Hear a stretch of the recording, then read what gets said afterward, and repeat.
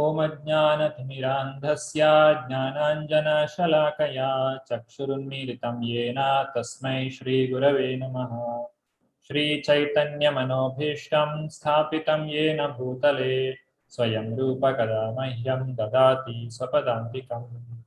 वन्देऽहं श्रीगुरो श्रीयुतापदकमलं श्रीगुरून् वैष्णवांश्च श्रीरूपं साग्रजातं सहगण रघुनाथान्वितं तं सजीवं साद्वैतं सावधूतं परिजनसहितं कृष्णचैतन्यदेवं श्रीराधा कृष्णपादान् सहगण ललिता श्रीविशाखान्वितांश्च। हे कृष्णा करुणा सिंधु दीनबंधु जगत्पते गोपेशा गोपिका कांता राधा कांत नमोस्तुते। तप्त कांचन गौरांगी राधे वृंदावनेश्वरी वृषभानुसुते देवी प्रणमामि हरिप्रिये। वाञ्छाकल्पतरुभ्यश्च कृपा सिन्धुभ्य एव च पतितानां पावनेभ्यो वैष्णवेभ्यो नमो नमः। नमः ओं विष्णुपादाय कृष्णप्रेष्ठाय भूतले श्रीमते Bhaktivedanta स्वामिनिति नामिने।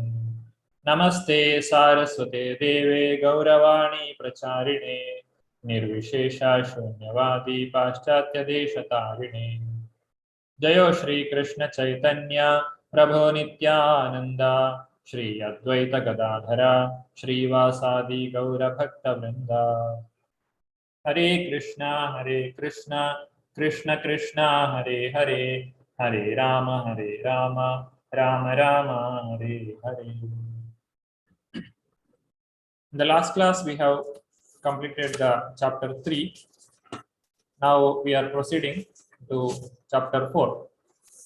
What we studied in chapter 3 is that the karma kanda and the karma yoga, what is the difference we have seen. The sinful reactions can be overcome by devotional service, and there is no enjoyment, Arjuna told, but Sri Krishna told, if you fight, if you win or lose, both ways you are going to gain. So this is a karma kanda. That means we are working by getting the benefit from the Vedas or from the injunctions of the Shastra. If there is any benefit, I will do that work. It's called karma kanda. So it is very attractive in the beginning for anybody to come to spiritual life. Whenever we present the spiritual practice to anybody, they will first see, is there any benefit for me? Can I become peaceful? Can I become happy? See, all these expectations people will come with to the spiritual life.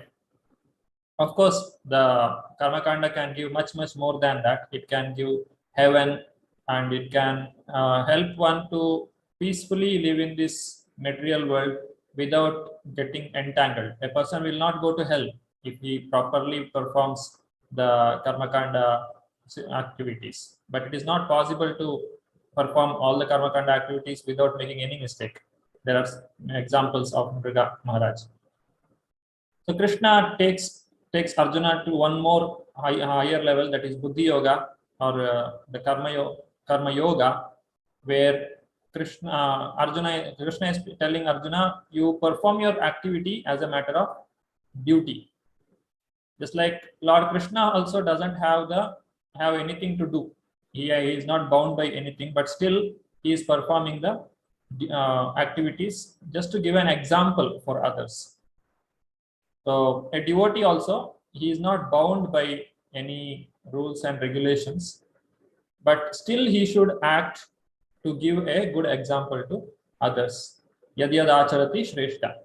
Whoever the leaders are there, how the leaders are acting, accordingly others will follow. As a conclusion of this third chapter, we have seen what is the obstruction when a person knows what is right, what is wrong, still he doesn't follow.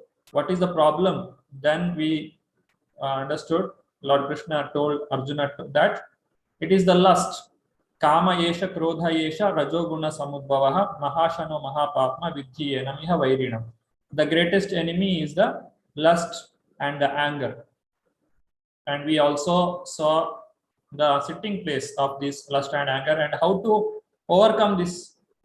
To overcome the lust and anger, we should develop knowledge. By using the knowledge, the last shloka of this third chapter, if you see there, 43, Evam buddhve param buddhva samstabhyatmanam atmana jahi shatrum mahabaho kamarupam durasadam. Thus, knowing oneself to be transcendental to material senses, mind, and intelligence, one should control the lower self by the higher self, and thus, by spiritual strength, conquer this insatiable enemy known as lust. So, this is the conclusion of third chapter. Now, in this fourth chapter, we are learning how to overcome this lust by developing this spiritual strength or the spiritual science. How to, by knowing the spiritual science or the knowledge, we can overcome this lust. Krishna also gives the history of this transcendental knowledge. So the name of the chapter itself given by Srila Prabhupada as transcendental knowledge, or it is also called Jnana Yoga. So this chapter is dealing with the knowledge aspect. We will start with the today's presentation.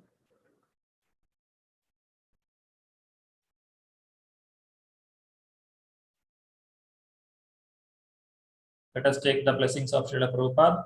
Let us offer our humble obeisances to Shri Radha Govinda, Shri Gaurnitai. By taking the blessings, let us start our today's studies.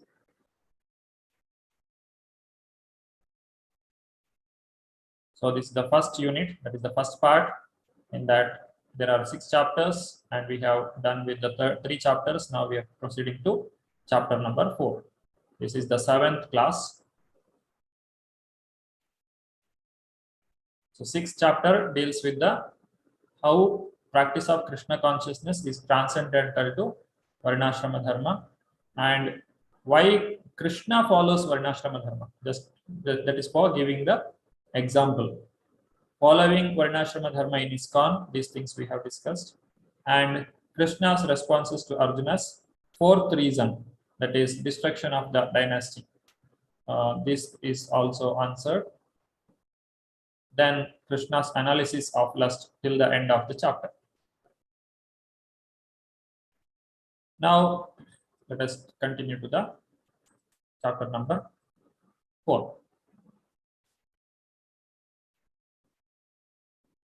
The first shloka of this chapter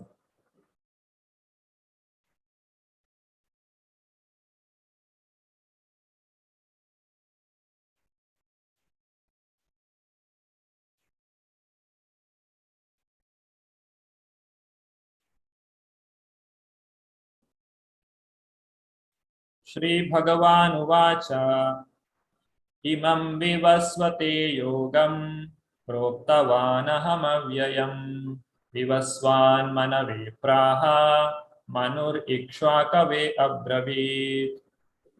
Anybody wants to read the shloka can raise their hand. Sureshwar Priya Mataji. Hare Krishna Prabhuji. Shloka number 1, chapter number 4, Transcendental Knowledge. Imam vivasvade yogam proktavanaham avyayam vivatsvan manave praha manurikshvagave vabravit. Hare Krishna. Dipti Mataji. Hare Krishna Prabhuji, Dandavat Pranam. Shri Bhagwan Uvacha Imam Vivasvate Yogam Proktavanaham Avyayam Vivasvan Manave Praha Manurikshvake Abravit. Hare Sarita Mataji. Hare Krishna Prabhuji. Hare Krishna. Shri Bhagavanu Vacha Imam Vivasvate Yogam Proktavanaham Avyayam Vivasvan Manave Praha Manurikshvakave Abravit. Thank you, Mataji. Shri Hari Priya Mataji, you can read the translation.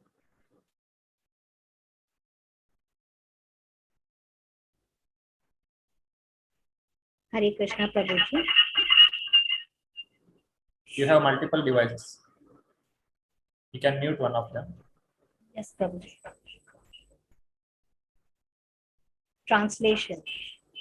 The personality of Godhead, Lord Shri Krishna said, I instructed this imperishable science of yoga to the sun god Vivaswana. And Vivaswana instructed it to Manu, the father of mankind. And Manu in turn instructed it to Ikshvaku. Thank you, Mataji. Hare Krishna.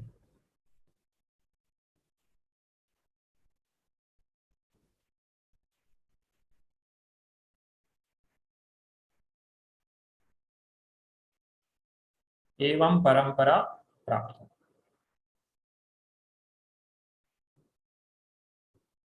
Let us do the second one also.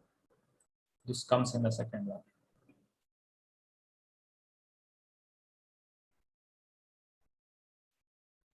Evam parampara praptam imam rajarshayo viduhu sakale neha mahata yogo nashta parantapa. Radha Vallavi Mataji, you can read the shloka. Evam parampara praptam imam rajasya sovidhu sakalena mahata yoga nashta parantapa. Hare Krishna. Hare Krishna. Jayanti Mataji. एवं परंपरा प्राप्तम इमाम राजर्षयो विदु स कालनेह महाता योगो नास्ता परंतपा. हरे Krishna Mataji. Hare Krishna Prabhuji. Hare Krishna. Evam parampara praptam imam rajarshyo viduhu sakale naha mahata yogo nashta parantapa. Thank you, Mataji. Shri Priya Mataji, you can read the translation. Hare Krishna Prabhuji. This supreme science was thus received through the chain of disciplic succession, and the saintly kings understood it in that way. But in course of time, the succession was broken, and therefore the science as it is appears to be lost. Yes. Thank you, Mataji.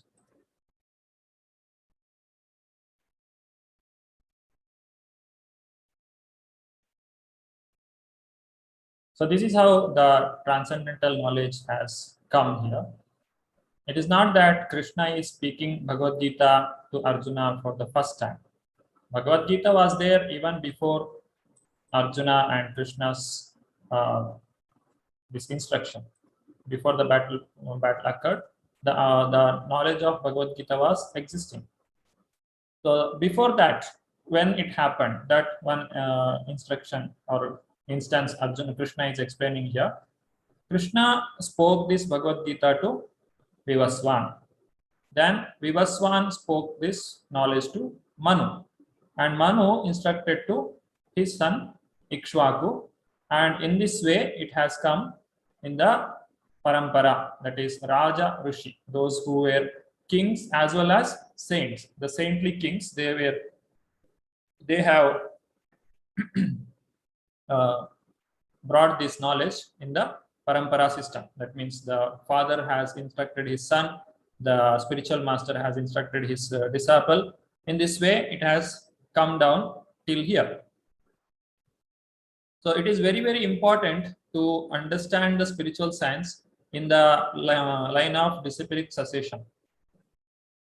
Because if we see in the material education also, whenever we take admission to the college, we should see whether the college is permitted. It has got the affiliation to a proper university which is recognized by the government. Then only we take the degree there. Otherwise, whatever certificate we are getting, it is not of any use. It may not be useful for attaining anything in life. So similarly, the spiritual science also, the spiritual knowledge what we receive, we should not neglect. We should receive it with the proper parampara system, proper disciplic succession. There are 4 Vaishnava parampara. We are coming under Brahma, Madhva, Gaudiya Sampradaya. In the previous levels of study of Bhagavad Gita, you must have studied the 4 parampara in detail. One is the Shri Sampradaya, that is Lakshmi Devi. Ramanujacharya is the prominent Acharya in that.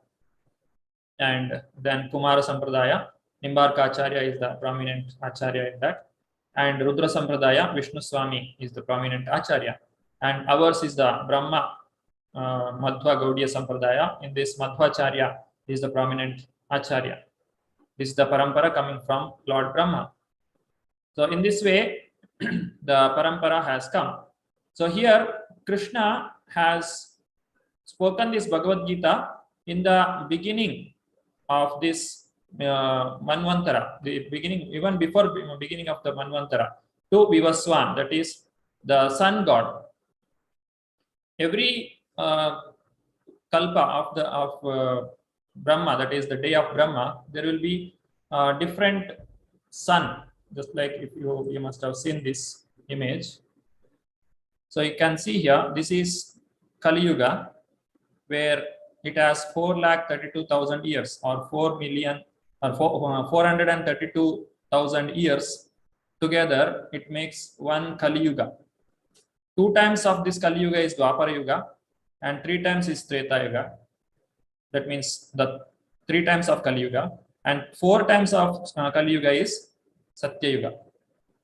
So all this together, it makes 10 times. That is 1 plus 2 plus 3 plus 4 is 10. So 10 times Kali Yuga is makes one complete Divya Yuga. And this Divya Yuga, if you combine 71 Divya Yuga like this, then it becomes one Manvantara. That is 306.72 million years. This one Manvantara, like that, if we combine 7 Manvantara together, it makes one day of Brahma. And the present Manvantara is the 7th Manvantara. It is called Vaivaswata Manvantara. And Vivaswan is the Manu here. And that Vivaswan, so sun, is the son of Surya is the Manu here. So already we have passed the 6 Manvantaras, and the 7th one is going on. And in this present Manvantara also, out of 71, we are in the 28th Divya Yuga. 28th Divya Yuga is going on. In that 28th Divya Yuga, we have already completed the Dwapara Yuga. Now the Kali Yuga is going on. So in the 7th Manvantara of Brahma, in the 28th Divya Yuga, during the end of Dwapara Yuga, Lord Krishna comes. That means only once in a day of Brahma, Lord Krishna is coming. So we can see how fortunate we are. We are very close to the pastimes of Lord Krishna. Just 5,000 years have gone. Only we are very, very close to the pastimes of Lord Krishna. As compared to this 306.72 million years, we are very close. So this is the calculation we can see. Then why again and again Krishna speaks this spiritual science? Sa kale neha mahata yogo nashta parantapa. In course of time, the cessation was broken, and therefore the science as it is appears to be lost. Whenever as the time goes on, the time is a very powerful factor. Time can destroy everything. So because of the time, people may misunderstand the meaning of the Shastra, or there may not be proper instruction, or the discipline succession may be broken. There may not be a person to give the knowledge to his next generation. So in such cases, the knowledge appears to be lost. The knowledge originally it is not lost, but it is not spreading, or the person who is supposed to receive it is not able to receive through the proper channel. In that case, Lord Krishna, he himself personally comes here, and he will re-establish the dharma. Dharma samsthapanarthaya sambhavami yuge yuge.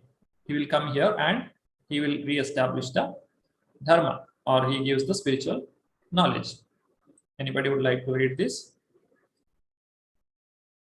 Radha Vallavi Mataji.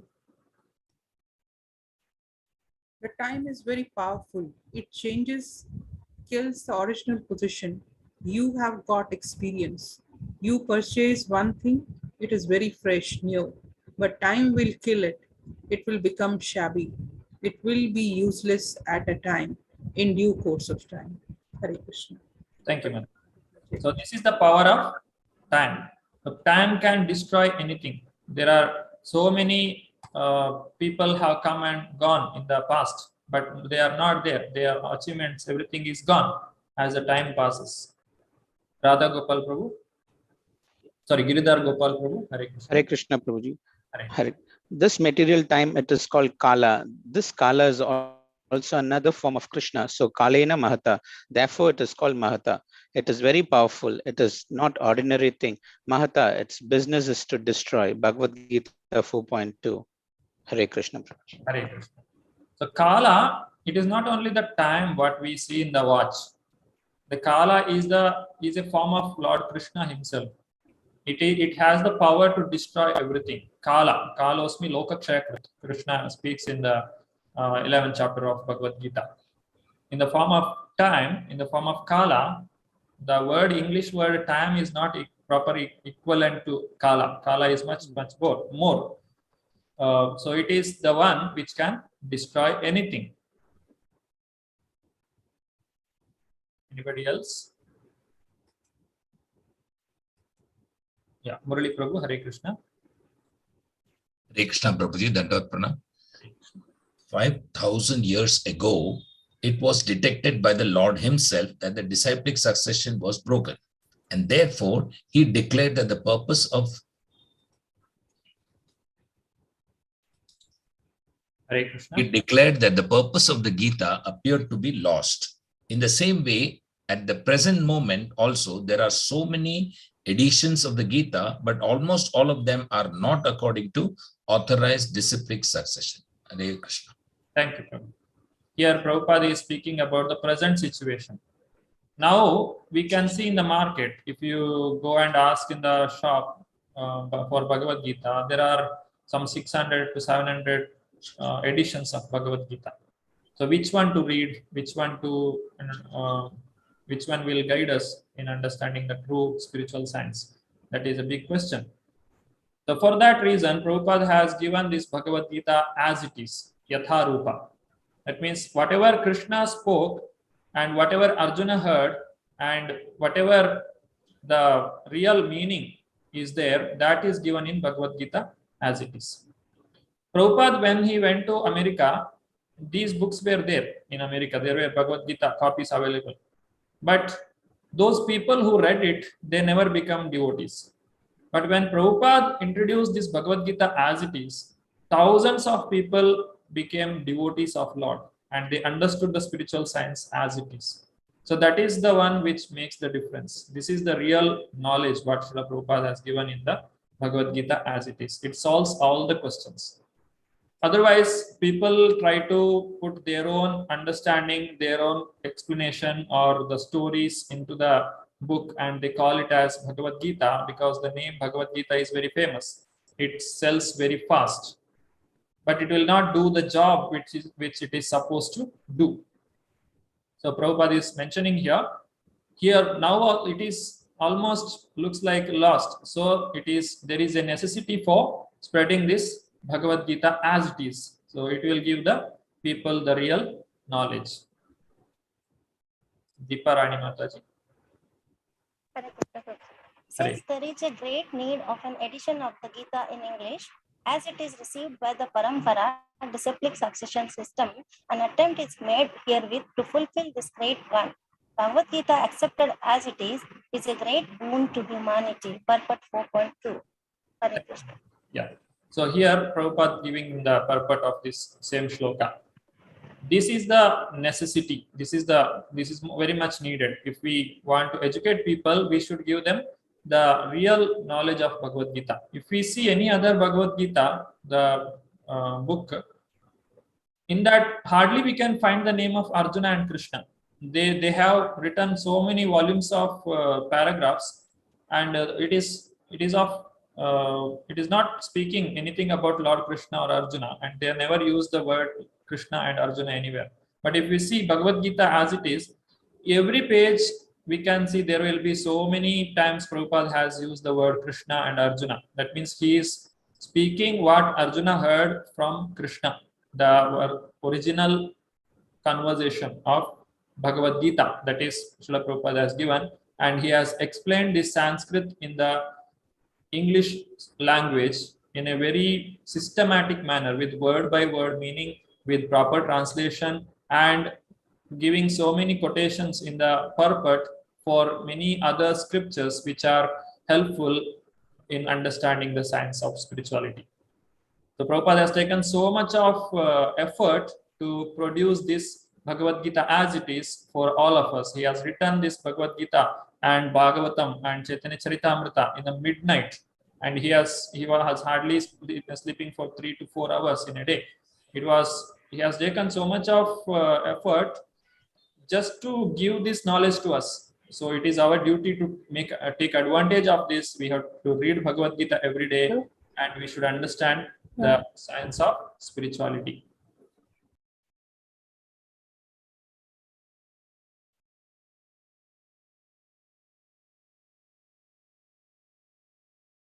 Deepti Sahu Mataji. Hare Krishna, Prabhu. Hare Krishna. The sun god Vivaswan is senior by birth to you. How am I to understand that in the beginning you instructed the signs to him? Bhagavad Gita 4.4. Yes. Thank you, Mother. Hare So the question Arjuna is asking to Krishna. Krishna, you are telling that you have spoken this Bhagavad Gita to sun god, and you are of my age. We both are contemporary. But how can I understand that you have spoken this Bhagavad Gita to sun god? Because as per the calculation, if we see, it is so many millions of years ago, Krishna spoke this to sun god. But Arjuna is getting confused. How can I understand? This is the question. Sun god, how can be it is possible? So Krishna is answering this question of Arjuna. Janma karma cha me divyam. Sureshwar Priya Mataji. Just a minute, previously. Hare Krishna. Wait a minute. There is one slide is missing. Yeah, this one. I don't know. Sometimes it skips. Yes, it is skipping. Okay, you directly read from here.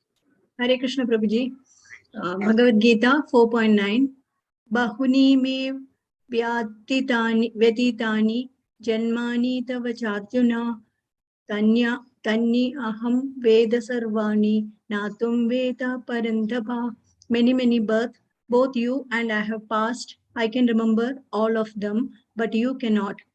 O subduer of the enemy. Bhagavad Gita 4.5. Hare Krishna Prabhuji, thank you so much. Hare Krishna. So Arjuna, Krishna is telling that we have passed so many births, both me and you, but you can't remember. I can remember. Why? Because Krishna's body is transcendental. Our body is material. We change body, but Krishna doesn't change his body when he comes here. He directly comes. He is not bound by the rules of this material energy. There is no difference between Krishna's body and Krishna's soul. There is no such thing. But for us, there is a difference. Our body is made of 5 elements, and within this body, the soul is present. That is, we ourselves is present in this body, material body. But for Krishna, he is Satchidananda Vigraha. He is the personality of Godhead, and we should not think that inside Krishna there is soul. That is a wrong understanding. Krishna is the spiritual entity. He is the Satchidananda Vigraha.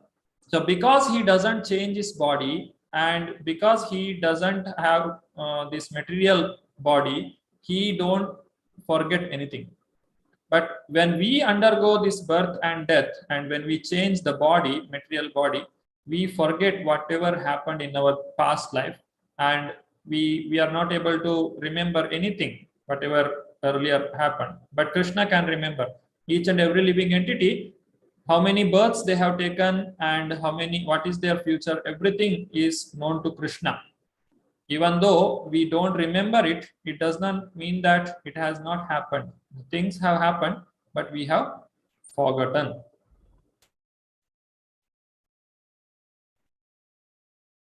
Giridhar Gopal Prabhu, Hare Krishna. Hare Krishna. The living entity forgets everything due to his change of body, but the Lord remembers because he does not change the Sachidananda body. Yes, thank you. 4.5. So Krishna don't have to change his body. Yeah.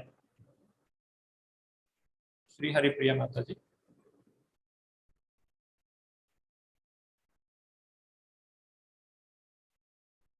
Unmute yourself. Hare Krishna Prabhu. Hare Krishna. How God can forget? If you forget, Again muted. Hare Krishna Prabhuji, am I audible? Yes.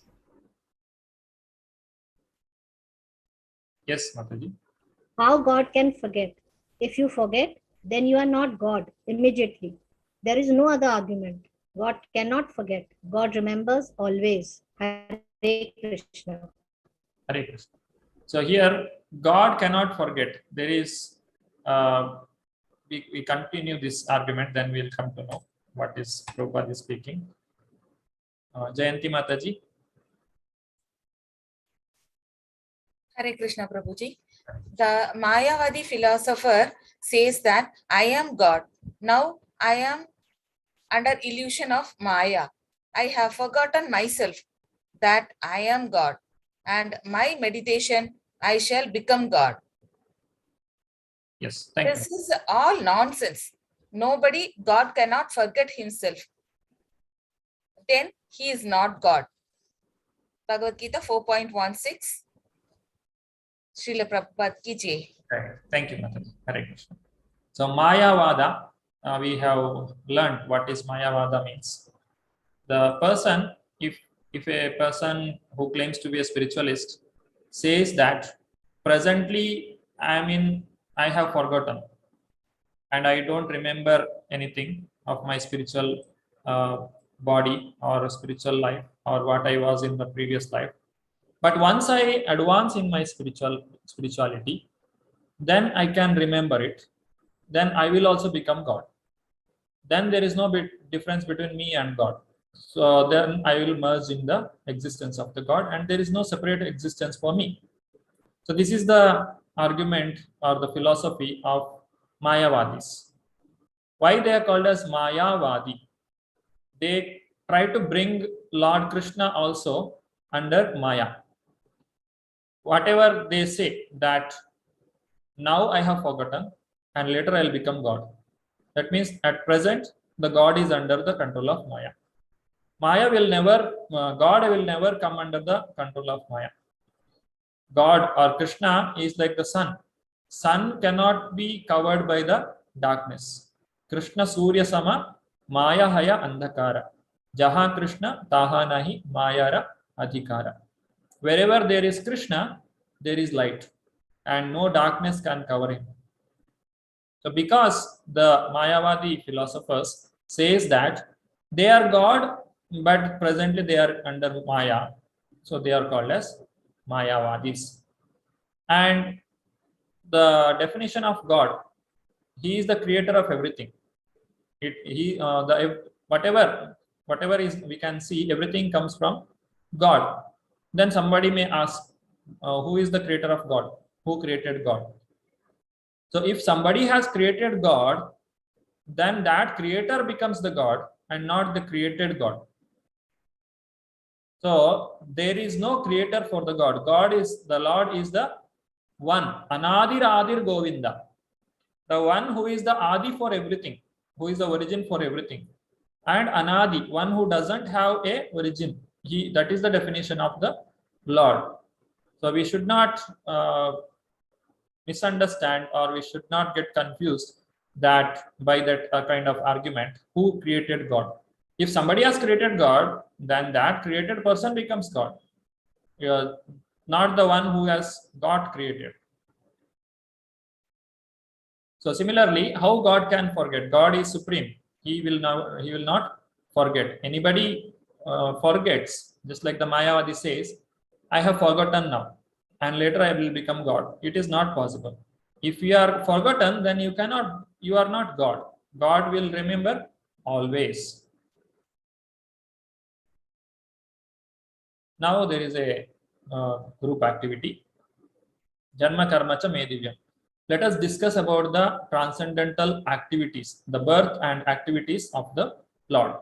Identify points relevant for preaching from Bhagavad Gita. That means the question is here, how you are able to, or how you will be able to convince someone about the birth and activities of the Lord, being it different from the activities of material living entity.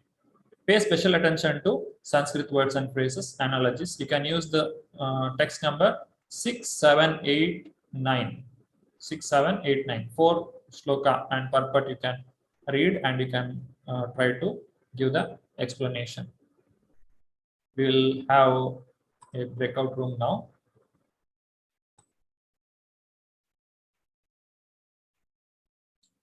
Shall I do 6 breakout rooms? Is it okay, Prabhuji? We are only 16 inside today. Okay. 4 will be enough. 4 is enough? Yeah. Okay. Yeah. So we'll have 3 minutes of discussion and 2 minutes each for presentation. Yeah. The room is open now.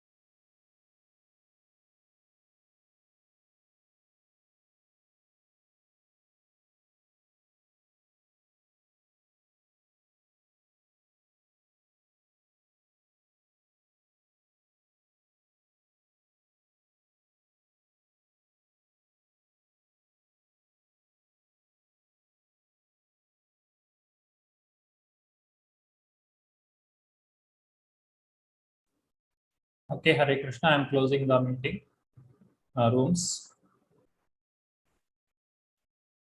You can come back in 1 minute.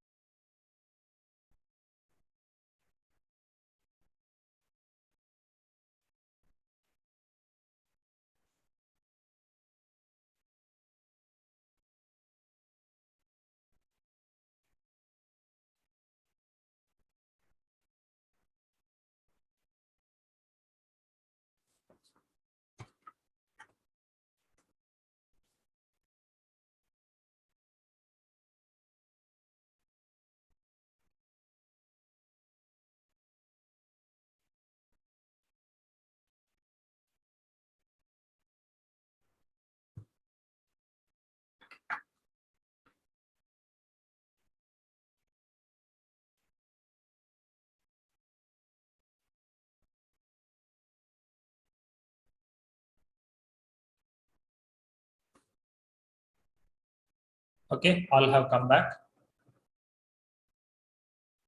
So now we are discussing about how Krishna's birth and activity is different from anyone else, any other living entity, and what is the reason he is coming here, and what are the analogies that Prabhupada has given here to understand the transcendental Janma and Karma, the birth and activities of Lord Krishna.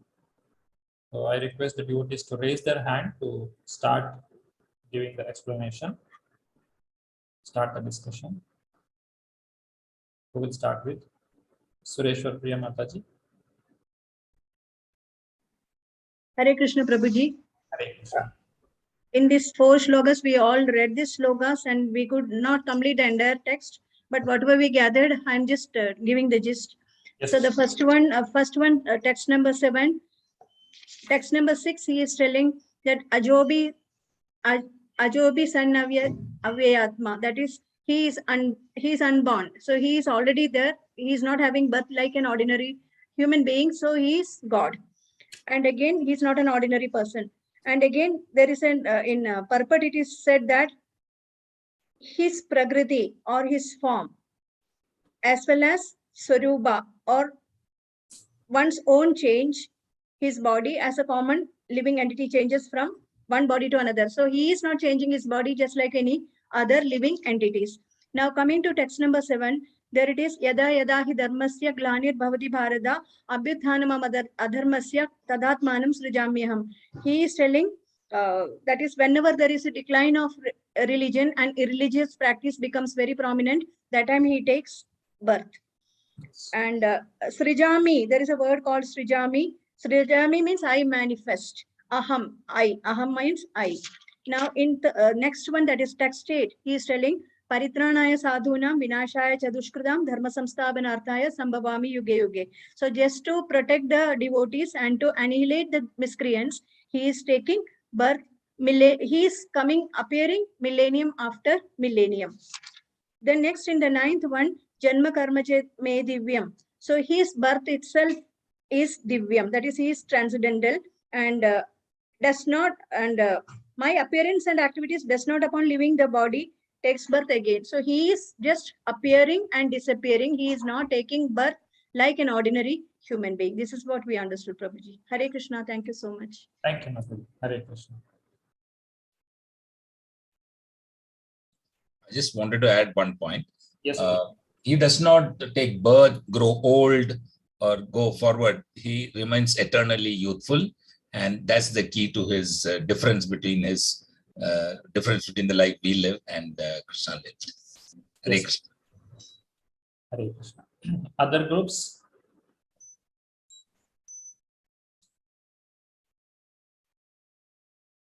Radha Vallavi Mataji.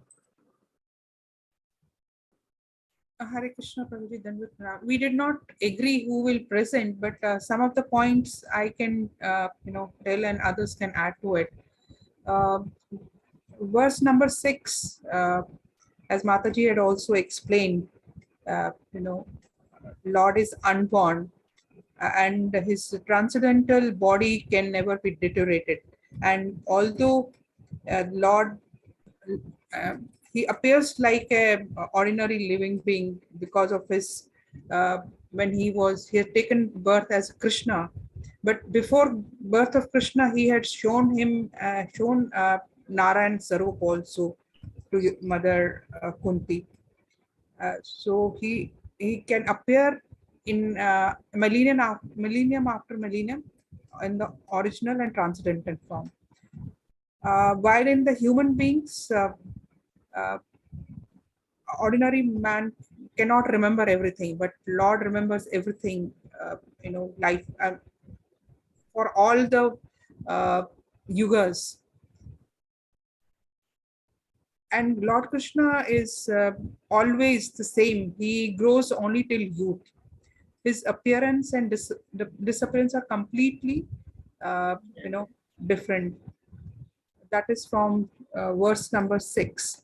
Verse number 7. Yada yada hidharmasya. Yes. He takes to annihilate the miscreants. He 7th and 8th. Annihilate the miscreants. He takes birth yuga after yuga and protect the devotees. And verse number 9, the birth of Lord Krishna is Divyam, and he is not appearing and disappearing. He's already always. Also, Vedas also confirm that he is Supreme Personality and he is Divyam, and he's there every time. Sorry. Sarita Mataji and Pradosh Prabhu, you want to add? Yeah. Pradosh Prabhu, Hare Krishna, you can unmute. Hare Krishna Prabhuji, Dandavat Pranam Mataji Dandavat Pranam. Just to add few things, Prabhuji, as it is mentioned, the analogy part, Sarita Mataji can explain, because we discussed about the analogy of the sun. Although sun is always there, but few parts of the earth, sometimes they are able to see the sun and they think it is the time when we can see. And a few other parts in the world or earth, they are unable to see the sun, and sometimes they believe the sun is not there, but it's not the truth. The truth is sun is always there. Like that, Lord is there all the time. And as a few Muridhara Prabhuji and few Matajis also, Dr. Saleja Mataji and Radha Mataji has explained, in order to give the significance about the preaching application, yes, we can think different views like how, what, and why, because the world is right now very logical. So if someone asks why, so if the point asks why, then we can say yada yada hi dharmasya glanil bhavati bharata abhyuthanam tadatmanam sujamyaham. Whenever there is a decline in the religious practice and miscreants take in charge, then comes the next logic is why, how. Paritranaya sadhunam, those who are in pious and good things they are doing, in order to give them deliver. Paritranaya sadhunam, sadhu, to help them. Vinasaya cha duskritam, those miscreants, to annihilate them. For that reason also, Lord, although unlike our normal birth, he takes millennium after millennium, takes birth. So over to Sarita Mataji. Hare Krishna. Thank you. Sarita Mataji. Yes, Hare Krishna Prabhuji. Yeah, so basically I think most of you all have covered. So Krishna's body is transcendental, Satchidananda. So it is, but our body is not like that. Our body is made of gross elements, and he is unborn, blissful, and knowledge. And also Krishna's, in Brahma Samhita also we have a shloka which says, Angani yasya sakalendriya vrittimanti, pashyanti panti kalenti chiram jaganti. So his one organ can perform a function of other organs, but whereas we don't have that possibility. And Srujam, in the shloka 4.8, Krishna says, like Srujami, that is, he appears. We are forced to take a birth in a mother's womb because based on our karma. But then Lord chooses his parents. So that is one more thing which differentiate Lord from us. And Dharma, Prabhupada gives in purport like Krishna says that whenever there is a decline in religion, so I appear, Krishna says. So Prabhupada gives it in the purport that dharma is what? So dharma is whatever Krishna, dharmam tu sakshat bhagavat pranitam. So whatever God has given, the rules and regulations, principles, that is the dharma. And he appears out of his own internal potency, Atma Maya. So that is what. And then the analogy also, Prabhupada gives here like the 2 plus 2, the mathematical analogy. So 2 plus 2 is 4. That remains in the basic class as well as in the advanced, it is same. But he compares this to the incarnations. But then the principles, I mean, I think but they come for a different purpose. Every incarnation has a different purpose. That's what he's mentioning. I have not gone through after those other shlokas. Okay, Mataji. Thank you. Hare Krishna. Deepa Rani Mataji.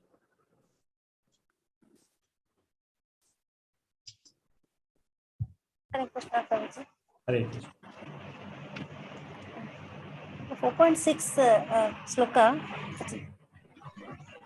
Ajopi sanabhyatma bhutanam ishvara kisan prakritim samadhisthaya sambhavamyatma mayaya. Here the point is Atma Maya. Atma Maya means Lord descends by his internal potency and not by external potency. And his body and intelligence, that is, never deteriorates. That means Abhyayam. Abhyayam means never deteriorates, and it is never contaminated by material nature.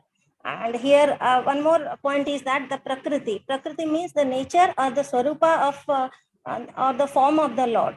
And the form is incomparable, which is not contaminated by the material nature.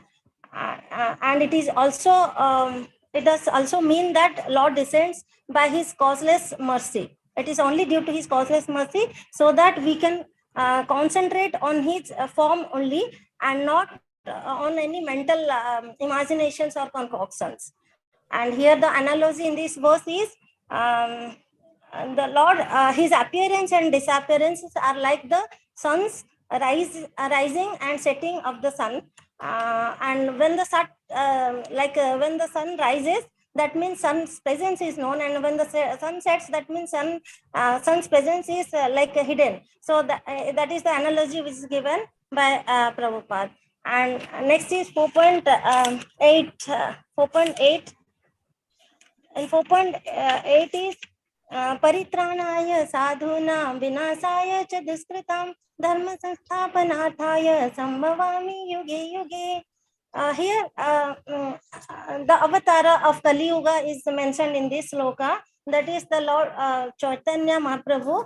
And how does he had spread the religion and delivered the miscreants, that is told here in this sloka. And how did he propagate the Sankirtana movement throughout India to deliver the fallen souls with all Shastric proofs, that is the avatar is mentioned here. And the mission of Lord Chaitanya is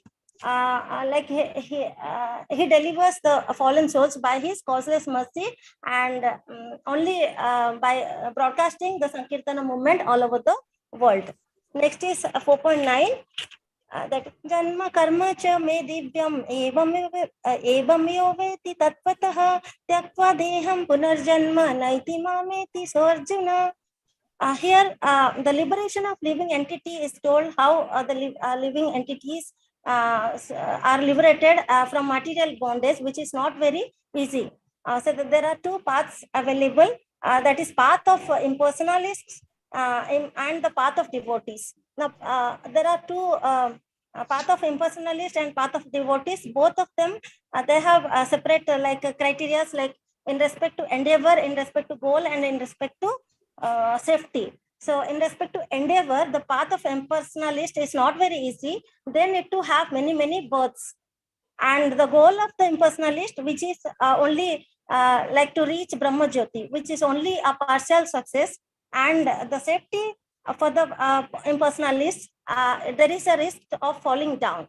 And for the path of devotees in the Krishna consciousness, their endeavor is very easy, and they understand the transcendental nature of the Lord, and their goal is to reach abode of Krishna and the safety where the Lord protects them from all the fall downs and against all the accidents of the material world. And the analogy given in this is licking the outer surface of the honey bottle. This is the analogy which is given. And here you can conclude from this sloka that we need to cultivate Krishna consciousness with our complete faith and knowledge and attain perfection. Thank you. Hare Krishna. Hare Krishna. Lot of analogies you have highlighted. Thank you, Mataji. Thank you very much. Rakshita Mataji, Hare Krishna. Hare Krishna, Prabhuji. Hare Krishna. Almost everything is covered. So I just wanted to add. So in Brahma Samhita, there is a shloka. Advaitam achyutamanadimananta rupam adhyam purana purusham navayavvanam cha vedeshu durlama madurlabhamatma bhaktau govindamadi purusham tamaham bhajami. So Advaitam Achyutam. So he is the absolute person. He is infallible. He is without beginning. And also Brahma says Ishvara Paramaha Krishnaha Sachidananda Vigraha Anadiradir Govinda Sarva Karana Karanam. So he is the creator, he is the cause of all causes, and Anadiradir Govinda, he is beginningless, and he is the beginning of everything. And at the same time, he is youthful, he is the oldest person, and yet he is always a youth. And also in coming to his form, he is Aja, he is unborn, and also how the way he performed his transcendental activities in the world, Janma Karma Chami Divyam.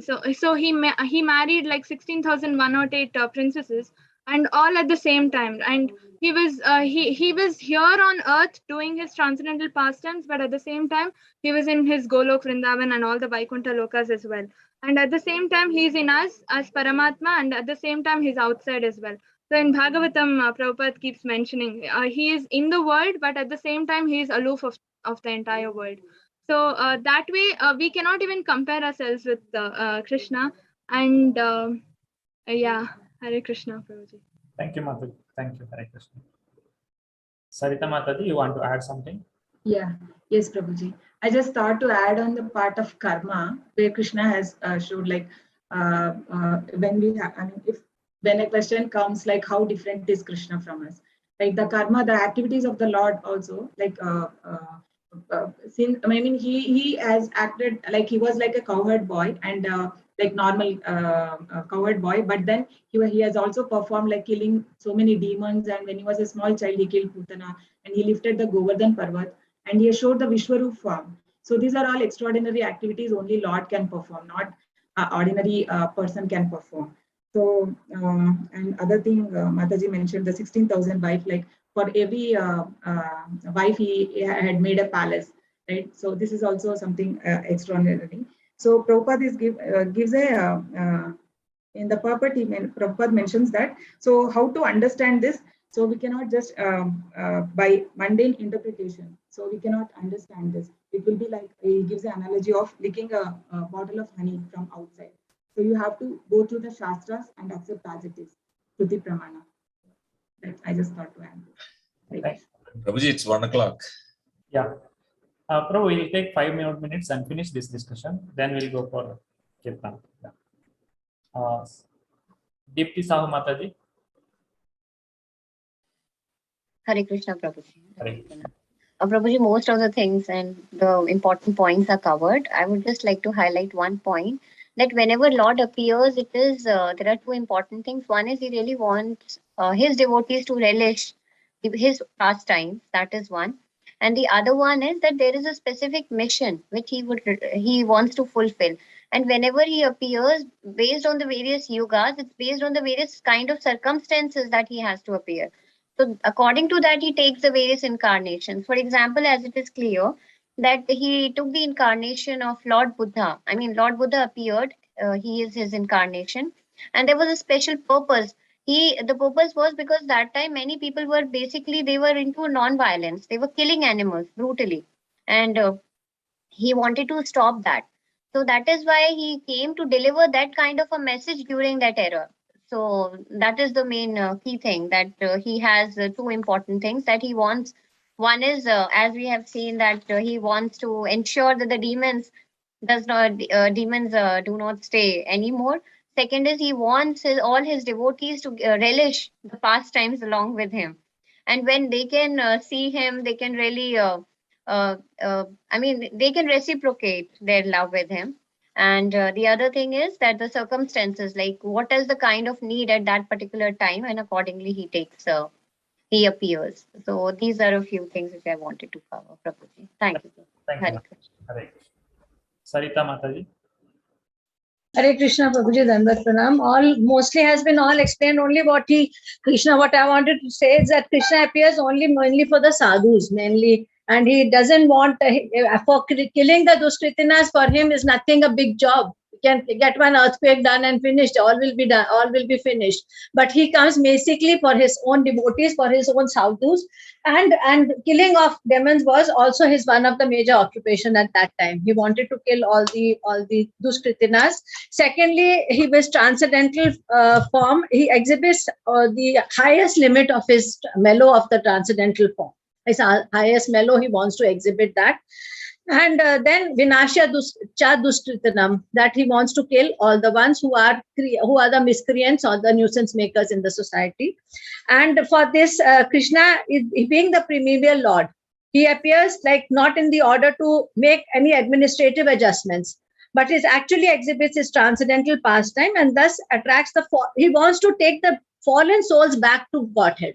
Now that is his main, that those who are fallen, to uplift them, and what all of you all are helping us to do it. Also, we fallen souls, you all are helping us to uplift a little, and then rest God will catch the hand and maybe pull us there. So that is what he wants to do. He wants his little devotion you show, and he'll pull you more progress towards him, and that is his main aim, to rescue the people who have fallen down. Then the examples are there of Maharaj, Prahlad Maharaj, and of the sun, that all have been quoted, most of them, and all, and the mathematics of 2 and 2, 4, and all those this time, which I've already been saying, so I don't want to repeat them. Hare Krishna. Thank you, Mataji. Hare Krishna. Shri Hari Priya Mataji, you want to add something?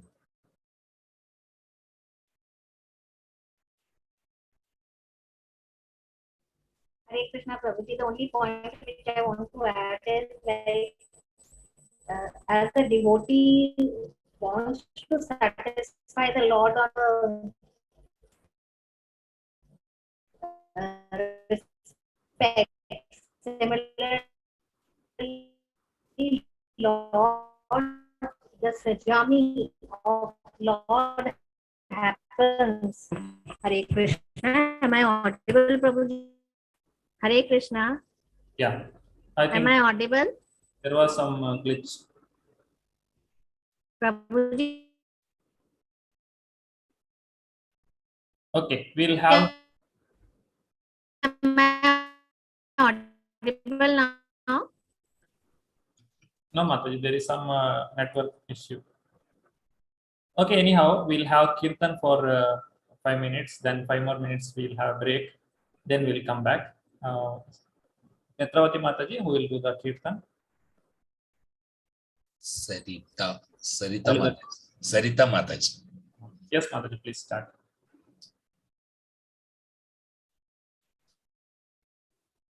Hare Krishna, Prabhuji. Somebody will share, or should I check myself? Yeah, Mataji is doing. Okay.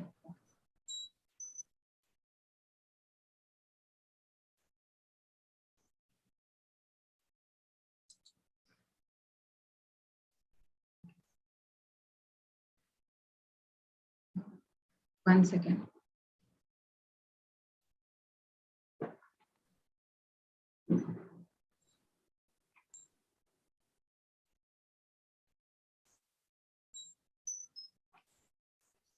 Sorry, I couldn't find my katta. Okay, I'll just sing. Radha Krishna Prana Mora Jugala Kishore. Radha Krishna Prana Mora Jugal Kishore जीवने मरणे गति हरो नाही मोरा जीवने मरणे गति हरो नाही मोरा राधा कृष्ण प्राण मोरा जुगल किशोर कालिंदीर कूले केली कदंबेरवाना कालिंदीर कूले केली कदंबेरवाना रतना बेदीरा उपार गोसा बोधु जाना रतना बेदीरा उपार गोसा बोधु जाना राधा ना प्राण मोरा जुगल किशोर श्यामा गौरी अंगे ते पचुआ श्यामा गौरी अंगे ते पचुआ मेरा गंधा हमारा दुलाबो कबे चंद्रा हमारा दुलाबो कबे चंद्रा राधा कृष्ण प्राण मोरा जुगल किशोर गतिया मला तीर्मला गतिया मला तीर्मला देवो दोहर काले आधारे याद दो कर्पूरा तंबूले आधारे तुलिया दिवो कर्पूरा तंबूले राधा कृष्ण प्राण जुगल किशोर श्री कृष्ण चैतन्य प्रभु श्री कृष्ण चैतन्य प्रभु दासेरानुदासा सेवाभिलाषा कुरे नरोत्तमदासा सेवाभिलाषा कुरे नरोत्तमदासा राधा कृष्ण प्राण मोरा जुगल किशोर ललिता विशाखादी ललिता विशाखादी जता साखी वृंदा अग्नया कुरीबो Shiva चरणारविंदा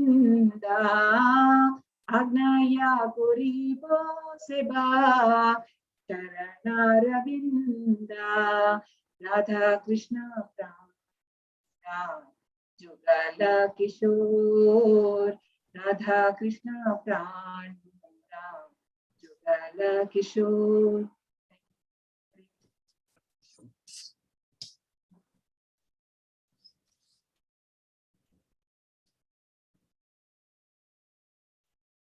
Hare Krishna Mataji, thank you so much. We will be putting up the attendance link. Please ensure that you mark your attendance. Okay. Don't miss the bus. Thank you.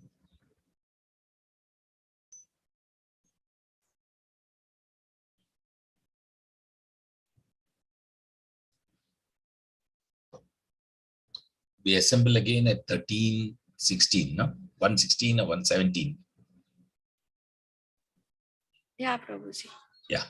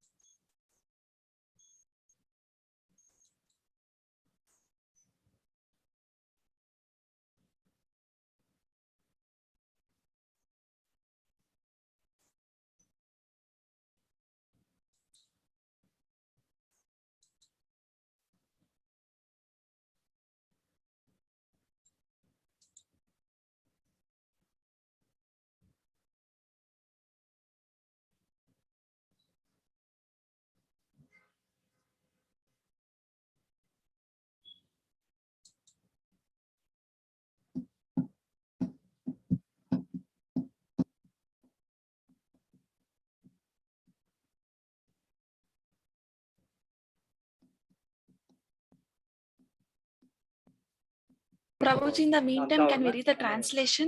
ಅವನಿಗೆ ಎರಡರಲ್ಲೂ ಆಕರ್ಷಣೆ ಇಲ್ಲ.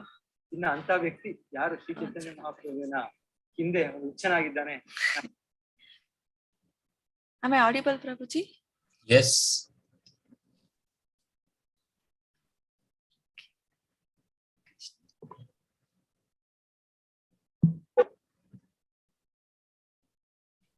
Sarita Mataji, would you like to read the translation also?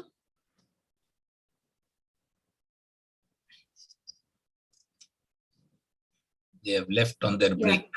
Yeah, sorry. Actually, I got muted and then I realized I should have read. Sorry. The divine couple, Shri Shri Radha and Krishna, are my life and soul. In life or death, I have no other refugee but them. In a forest of small Kadamba trees on the bank of the Yamuna, I will seat the divine couple on the throne made of brilliant jewels. I will anoint their dark and fair forms with sandalwood paste, scented with chuya, and I will fan them with the chamara whisk. Oh, when will I behold their moonlight faces? After stringing together garlands of Marathi flowers, I will place them around their necks and I will offer tambula scented with camphor to their lotus mouths. With the permission of all Sakhis headed by Lalita and Vishaka, I will serve the lotus feet of Radha and Krishna. Narottama Dasa, the servant of Sri Krishna Chaitanya Prabhu, longs for this service to the divine couple. Thank you. Haribol Mataji.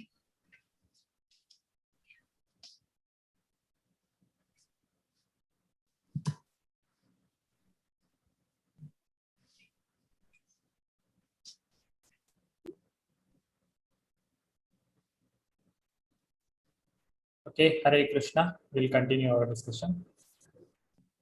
So we have discussed the few points regarding how Krishna's birth and activities are different from any other ordinary person, or he is not an ordinary child. Just like here, Devaki Vasudeva is getting the darshan of Lord in the form of Chaturbhuja Mahavishnu, and then he takes the form of small baby. So no children come like this. We all come by crying. Without Krishna has so many jewelry on his body, but we had nothing. So our condition is different completely from the Lord. So that is the difference. There are so many differences. Now Krishna is continuing his explanation to Arjuna.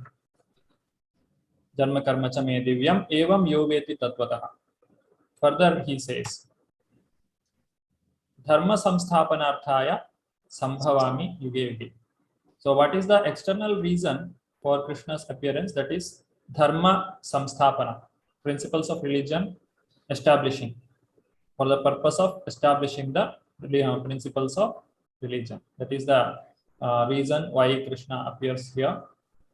But the real reason, or another reason which is pleasing to Krishna, is to give pleasure to the devotees. Krishna is telling that I come here for killing the demons or Dharma samsthapana. This is all reasons, the external reasons. But what is the real reason? It is for giving a association or giving a chance for the fallen conditioned soul to come back. When we are in this material world, we don't have any idea how will be the spiritual world. So if we want to know what is the taste of sugar candy, then somebody has to give a small piece of sugar candy and keep it in our tongue. Then we can understand, oh, it is so sweet. Whatever lecture we can give, sugar candy is made like this, it is so sweet, it is like this, but still unless we taste it, we don't get that desire for having it. So when Krishna comes here and performs his pastimes, and when devotees are able to relish that pastime directly as well as by hearing, even what we do, even when we read Bhagavatam every day, we are relishing the pastimes of Lord Krishna, and it is so pleasing to the heart. So that taste, when we get a desire for going back to Krishna. So to evoke the love for God, Nitya Siddha Krishna Bhakta Sadhya Kabunaya, Shravanadi Shuddha Chitte Karayodaya. Every devotee has, every person has devotion in his heart to Supreme Lord, but it is covered now. Now that covering has to be removed. Everyone is a devotee. Every person, every living entity, not only human being, every ants, beast, birds, reptiles, everything is a part and parcel of Krishna. Okay, Sri Hari Priya Mataji has gone to waiting room. So everyone is a part and parcel of Krishna.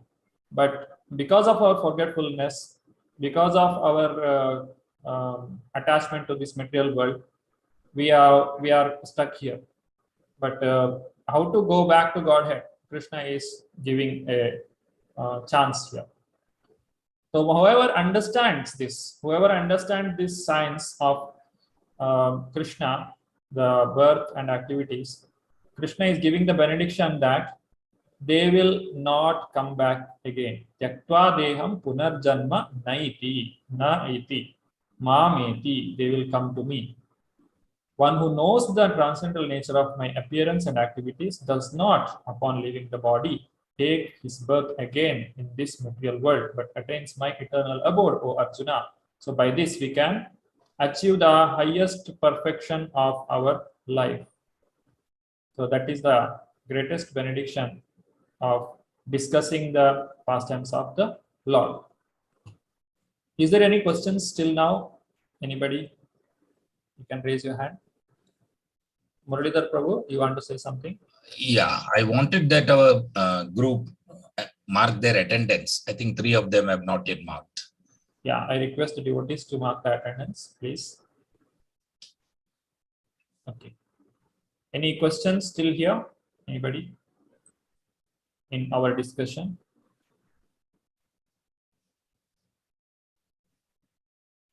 Okay, now we'll continue. So 4.10. Now what Krishna is continuing here?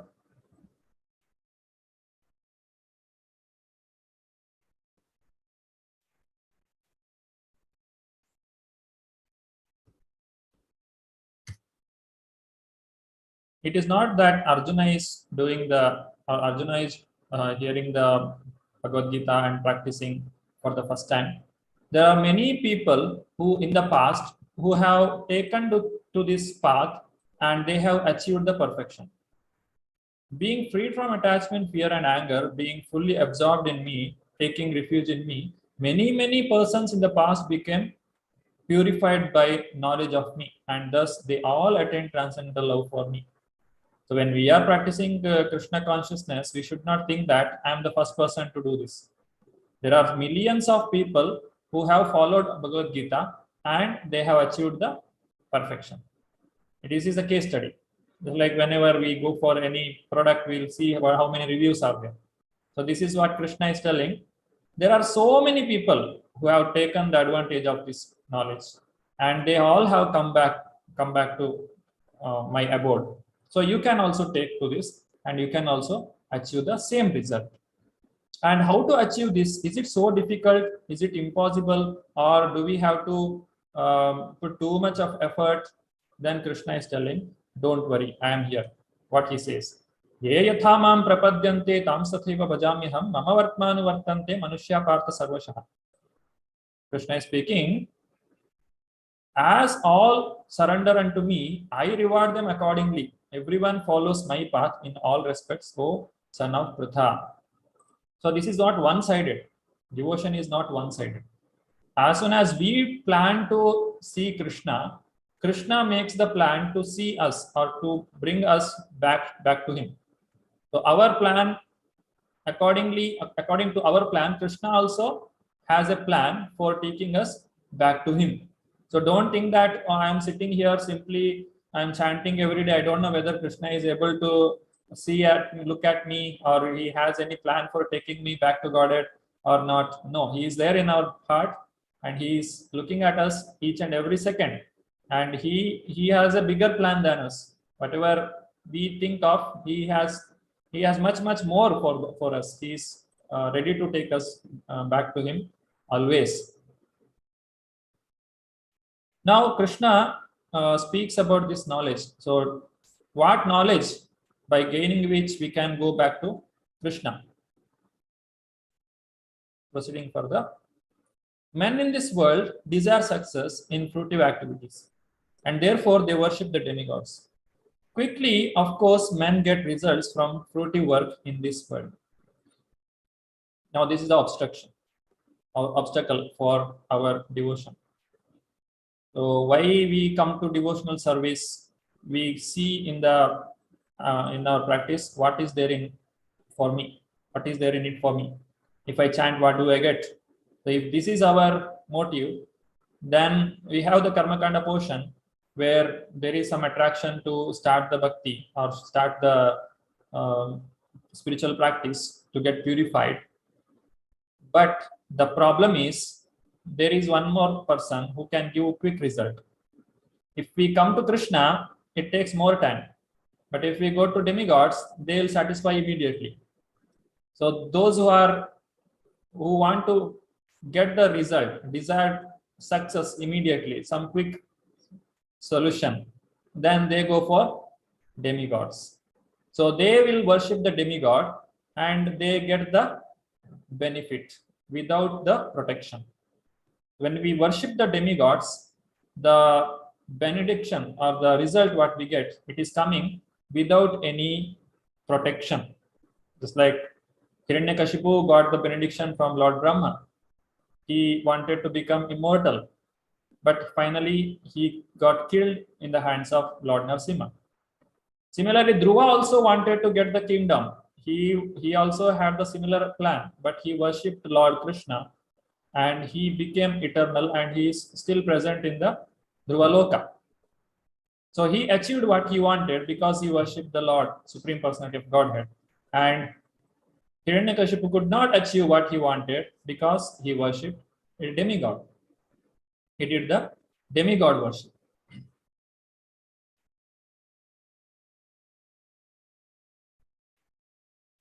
Then how this is working, how the system of society, how it is working, that is Krishna is explaining here.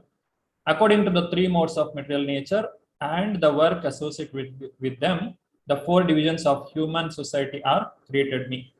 And although I am the creator of this system, you should know that I am yet the non-doer, being unchangeable. So Krishna has put this Varnashrama system, this Chaturvarnya, based on the guna and karma of the living entities. So there Krishna is not interfering. According to whatever guna and whatever swabhava a person has developed, you can choose whatever occupation possible for you and you will get the result. And like that you can just be there. You can just continue your life. You work, you'll get the result, you'll enjoy it. So this is the system what Krishna has made. But Krishna is telling in the second line, Tasya kartaram apimam, even though I have done it. With the akartaram avyam, don't think that I am the doer. I am the non-doer and I am unchangeable. How to understand this? Krishna is telling Maya Srishtam, I have done it. And again he is telling Akartaram Avyayam. This is completely opposite meaning. I have done everything and you should think that I have not done. How to understand this is, see, rain comes. Now in the main monsoon there is rain. So during the rain we can see all the vegetation come up. And during this period the plants will grow very nicely and the seed whichever was there, which got dried up, all the grass and all, it all comes up. So who is the cause of this vegetation? That is the rain. Rain is causing the vegetation to grow. But which vegetation has to be grown and to what extent, in what area? This is not decided by the rain.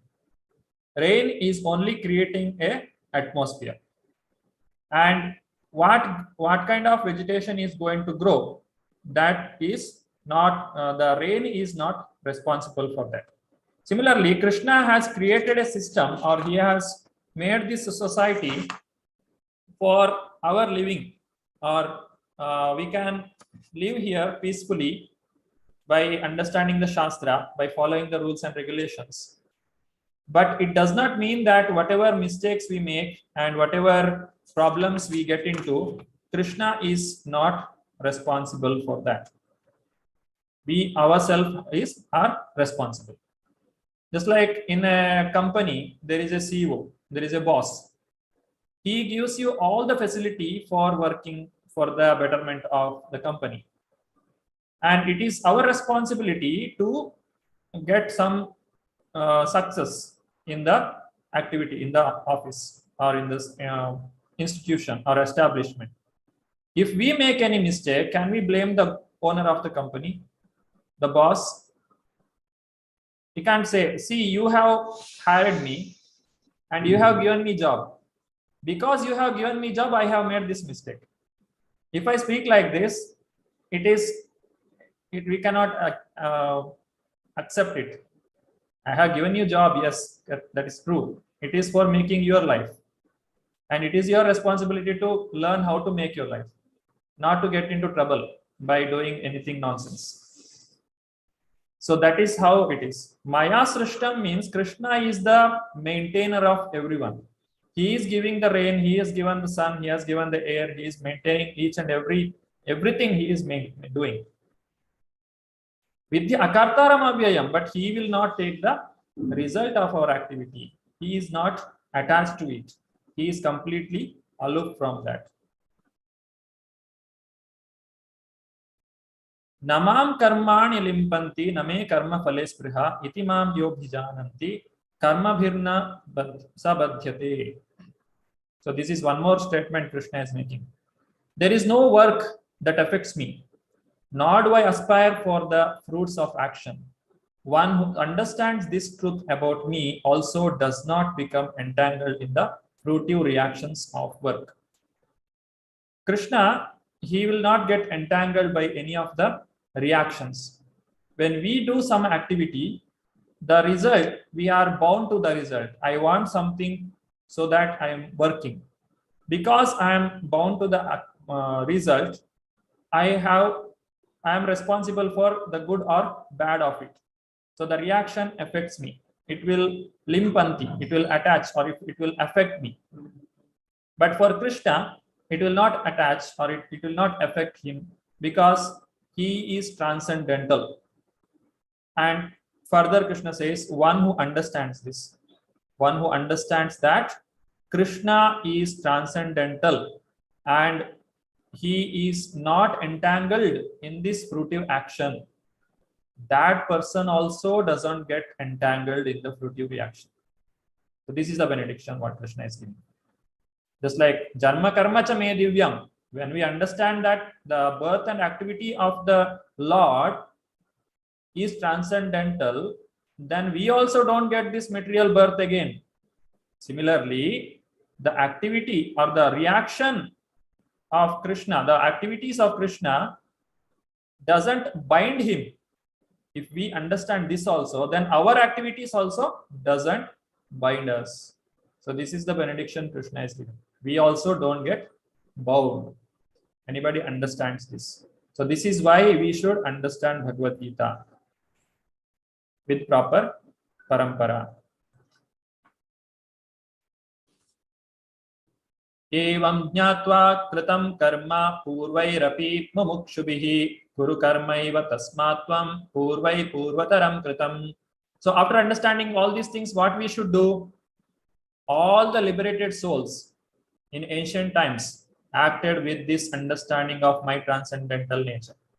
Therefore, you should perform your duty following in their footsteps. Why Krishna is telling all these things to Arjuna? Because Arjuna told, I am not going to fight. But Krishna is telling Arjuna, you should fight in this mood. You should fight without any attachment to your activity or result of this battle.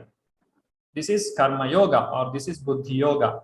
If we also act in this way, like the mumukshubhihi. Mumukshubhihi means one who is desiring to achieve this liberation, one who don't want to come back to this material world, which is Dukkhalayam Ashashvatam, they all should act in this way. An ignorant person and a person in knowledge both will act in the same way. Externally looks similar, but the understanding behind the activity, there is lot of difference. One person is getting entangled and another person is getting liberated. Further, Krishna is explaining about this kind of karma. Now, there are three types of karma based on the explanation of previous sloka. Some karma or activity will bind us and some activity does not bind. The person who understands all these previous instructions and one who acts accordingly, he will not get the binding. And Krishna gives some technical word for that. What he says? Kim karma kima karmeti kavayopyatra mohita tatte karma pravakshyami yajñatva mokshase ashubhat. Even the intelligent are bewildered in determining what is action and what is inaction. Now I shall explain to you what action is, knowing which you shall be liberated from all misfortune. Now, whatever the problems that we have in our life, it is because of this bonding. We have desire and we have attachment to our work. So Krishna is explaining us how you can escape from this attachment or this reaction, the cause of our coming back. That is being explained here. But Krishna is warning us, see, the intelligent also bewildered. Don't think that it is so easy. You should take the help of Shastra, Guru and Sadhu in your path. Unless without doing that, you cannot proceed. This is the warning Krishna is giving. Intelligence also bewildered to understand the difference between action and inaction. What is action? That is the binding. What is inaction? The activity which is not binding. The difference between the two, understanding is not so easy. But Krishna is helping us to understand it. So what Krishna is speaking here. Karmano hyapi bodhavyam bodhavyam cha vikarmanaha akarmanascha bodhavyam gahana karmano gati. The intricacies of action are very hard to understand.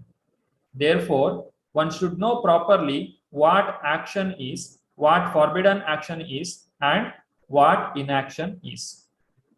This is called karma, akarma, and vikarma.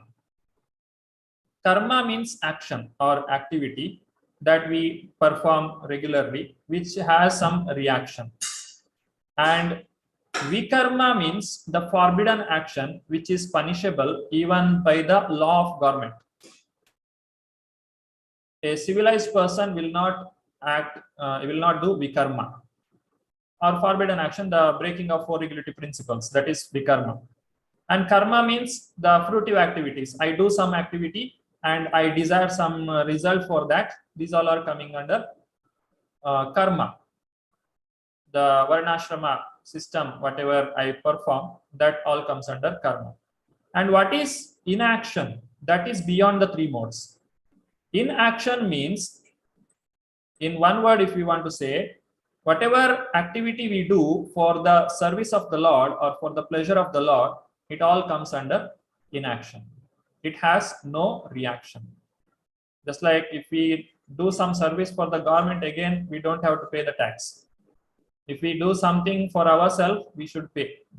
Similarly, if we are acting for the pleasure of the Lord, again, Krishna will not give a reaction on top of that. Because we are acting on behalf of Krishna, under the guidance of spiritual master, for the pleasure of the Lord, Supreme Personality of Godhead. So that becomes inaction. So how to make our action into inaction? That is the question now. We all have desires. We cannot make our desire into 0. That is not possible. So we just have to dovetail our desire. our plan should become in line to the plan of the Lord. In the beginning, Arjuna was in one direction, Krishna was speaking in another direction. But now Arjuna has to be convinced to come in line to the Krishna's plan, so that the very purpose of coming to Kurukshetra is fulfilled, and Arjuna is doing his activity perfectly. So how to do this? What is inaction?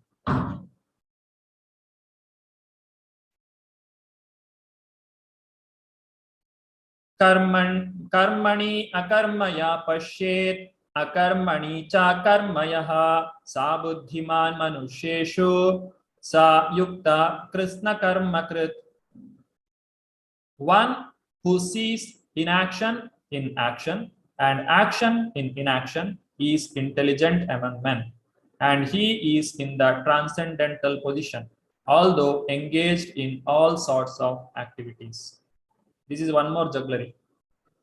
Action in inaction and inaction in action. Then he is not entangled. One who sees inaction in action and action in inaction is intelligent among men. He is the one who is intelligent. It is not so easy to understand which is action and inaction. And now here, what is this inaction in action or action in inaction? The activity performed by a ordinary person, just say for example, everyone wants to eat. We have to cook some food, otherwise we cannot live. Without tasting, without satisfying our tongue, we cannot eat anything. We cannot, if we give only rice without any salt also, how much we can eat? We can't eat anything. So there should be some salt in it, some chili should be there. Then only we can eat. Some taste. So taste is needed. Without taste, we cannot eat. So tasting means again it is an action and it will again bind us. So what is the solution? You bring Krishna there. You offer the food before eating to Krishna and accept it as a prasada. Now then it becomes a inaction. Now this inaction is not binding us. It is not only not binding, it is also liberating. It is going to burn our karma. It is taking us in the exactly opposite direction. So that is action in inaction and inaction in action. It is the same activity what we were performing earlier, but now it has become inaction.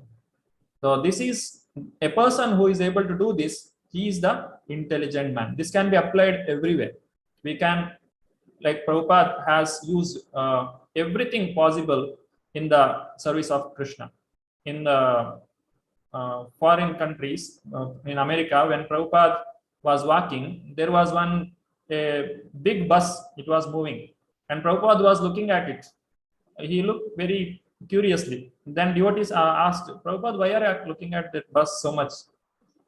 Then Prabhupada was thinking, why can't we have a bus like this, filled with all our books, and it can go to each and every city and it can distribute so many books.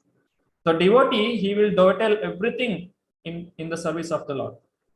It is told that devotees see Krishna everywhere. What does it mean? Does it mean that they will see nobody else? Anything they can see that looks like Krishna only? Just like I am seeing this computer. It is also looking, it doesn't look like a computer for me. It looks like a Krishna. No, that is not the meaning. It means that how to use everything in the service of Krishna. How everything, just like if we go to a park. So the park is having a very nice atmosphere. It has very cool breeze. A person who is in Rajasic mood, he will think that, oh, I'll bring my friends here. I can have a party. Or a person who is in Tamasic mood, he'll, oh, nobody is disturbing me. I can have a nice sleep here. Nobody can disturb me. Or they will search for so many things. But a devotee goes there, he will think, oh, I can bring so many devotees here. We can have a kirtan so that many more people who are coming here, they will also join. And we can distribute some books and we can also distribute some prasadam so that many more people will come and join us and more people will become devotees so that Krishna will be happy. Our gurus will be happy.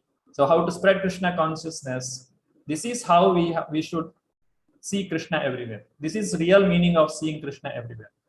Whatever we see, there will be some rock music going on. People are jumping, dancing. Why can't we have a Krishna conscious kirtan like this? It is happening in many places. Why can't we bring many people, those who are, they don't know, people, those who come for the kirtans or songs, they just love music. In the beginning, that's what happened during the Prabhupada's time. The hippies, they were drunkards, they were drug addicts, all kinds of habits they had. But they had one thing, that they love music. Anybody sings, they get attracted. And Prabhupada started chanting or doing kirtan in the park. And they brought all their musical instruments and they started playing.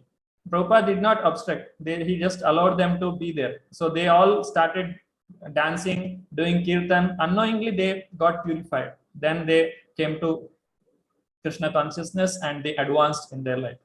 So this is inaction. So action becomes inaction. So this is how we can escape from this material world. The science is not ordinary. This is the one which helps us. Just like a person who is behind the bar in the jail, the jailer is coming. Do you know this is the key? If you want to come out, you can come out, and hands over to you. So you just put your effort to remove the key and come out. That's all it is. Bhagavad Gita is telling us how to just get out of this material world. Without, you don't have to sacrifice or we don't have to give up anything. It is told, chodna nahi, jodna hai. We just have to attach, we just have to take Krishna and keep Krishna in the center. Then everything will become auspicious. A person may be in whatever condition he is, his auspiciousness begins at that moment itself. Whatever unfortunate state a person may be, it becomes a fortunate. A person might have lost everyone in his life. He has lost everything in his life. He has no money to live him a life also. But if he comes to spiritual life, that is the basic necessity. If a person has nothing, he has nobody, he has no responsibility, okay, you are always welcome to Krishna consciousness. You can come to temple and you can join here. You can perform spiritual activity and you can go back to Godhead. Others, we have so many responsibility. When we come to temple, we also plan when we are going back and what we have to do after going. But if this person, he has nothing. But otherwise, if there is no Krishna, then he has no plan. He has nothing, left or right, nothing is there. So in whatever condition, just like Ajamila, he was degraded to so much, but when he uttered the holy name of the Lord, his life changed. So whether we have everything or we don't have anything, everyone can begin the Krishna conscious life. Everyone can take to the devotional life of Lord Krishna. Yasya sarve samarambha kama sankalpa varjita jnanagni dagdha karmanam tamahu pandita buddha. One is understood to be in full knowledge, whose every endeavor is devoid of desire for sense gratification. He is said by sages to be a worker for whom the reactions of work have been burned up by the fire of perfect knowledge. So this knowledge is compared to the fire. So this fire of knowledge can burn the reactions to all our activities. What is the condition here? Devoid of desire for sense gratification. Krishna is not asking us to give up your activity. You don't have to give up your activity. You perform your activity with Krishna, keeping Krishna at the center. Make your action into inaction. Then we can get liberated.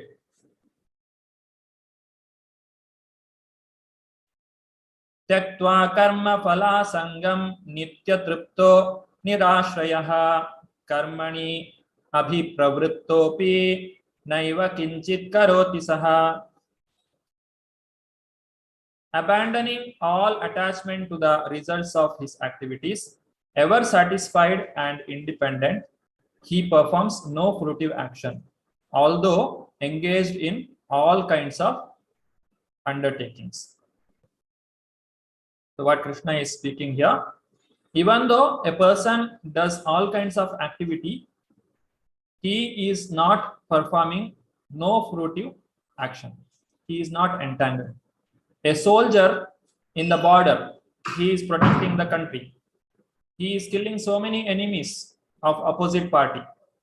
But killing is not acceptable, or it is bad. But because he is acting in the direction of the country or for the benefit of the country, he will not be punished. He will get Paramavir Chakra if he fights with the enemy. He will not get any reaction. Similarly, when we are acting for Krishna, then we don't get entangled. Yajna Shishtashina Santo Muchante Sarva Kilbishay Bhunjateti Agham Papa Ye Pachanti Atmakarana. Yajna means Lord Krishna. The activity performed for the pleasure of Yajna Purusha is called Yajna. And by performing Yajna, we don't get entangled. Rather, it will free us from the entanglement. Nirashiryata chittatma tyaktva sarva parigraha shariram kevalam karma kurvan napnoti kilbisham. Such a man of understanding acts with mind and intelligence perfectly controlled, gives up all sense of proprietorship over his possessions, and acts only for the bare necessities of life. Thus, working, he is not affected by sinful reaction. So I request all the devotees to go through this chapter once again. So here Krishna is speaking, telling that one will not get attached by acting in this way. Yadricha labha santushto dvandvatito vimatsaraha sama siddhau prasiddhau cha kritva pina nibadhyate. He who is satisfied with gain which comes of its own accord, who is free from duality and does not envy, who is steady in both success and failure, he is never entangled, although performing actions. These are the symptoms of a person who has achieved this in action. A person who is doing inaction or who is a devotee, he is not entangled by his activities. Gata sangasya muktasya jnana vastita chetasaha yajñayacharata karma samagram praviliyate. The work of a man who is unattached to the modes of material nature and who is fully situated in transcendental knowledge merges entirely into transcendence. So in this way, a person comes to the transcendental position. Brahmarpanam, Brahma Havir, Brahmagnav, Brahmanahutam, Brahmaivatena Gantavyam, Brahma Karma Samadhina. A person who is fully absorbed in Krishna consciousness is sure to attain the spiritual kingdom. Because of his full contribution to spiritual activities in which the consummation is absolute and that which is offered is of the same spiritual nature.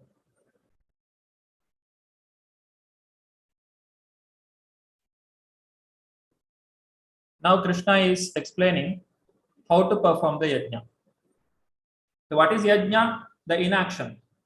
Why inaction? To get freed from the reaction. And how to get this? This is by gaining the knowledge. Now we have come to the point of yajna, performing yajna.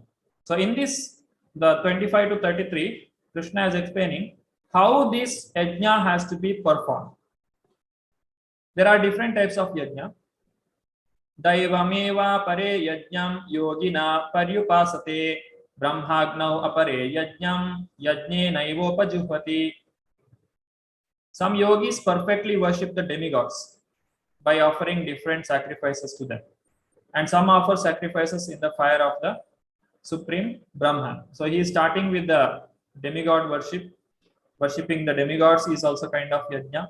It also has some kind of purification or the coming to the Brahman realization, that is the superior to that.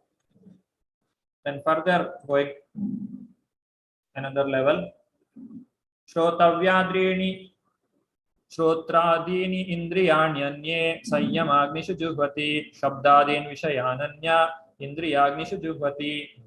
So other than that, some other kind of yajna, that is Some, the unadulterated brahmacharis, sacrifice the hearing process and the senses in the fire of mental control, and others, the regulated householders, sacrifice the objects of the senses in the fire of the senses. So there are two examples. One is for brahmachari, other one is for grahasthas. The brahmacharis, they are hearing the shastra. That is, through the ear, they do this yajna and through the mental control. And the grahasthas, they use their senses for serving the Lord by getting Krishna conscious children. So these all are kind of yajna. So these all not action. They will all come under the activity of inaction, provided it is done for the service of the Lord, for the pleasure of the Lord.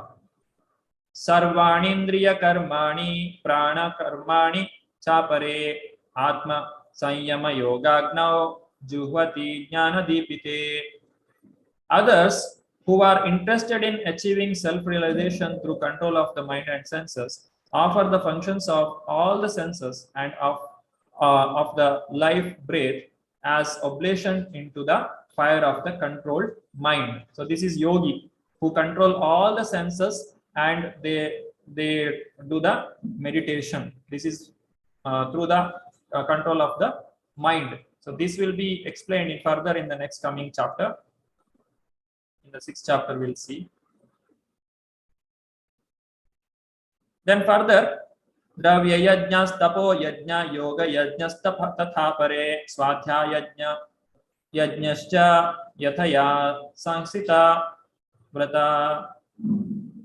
Having accepted strict vows, some become enlightened by sacrificing their possessions, and others by performing severe austerities, by practicing the yoga of eightfold mysticism, or by studying the Vedas to advance in transcendental knowledge. These are the different yajnas. Whatever we have, dravya yajna, the possessions a person has, by sacrificing it for the pleasure of the Lord, he performs the yajna, and by doing so, he will get purified and he becomes eligible for going back to Godhead. And by studying Vedas, a person can advance in spiritual life.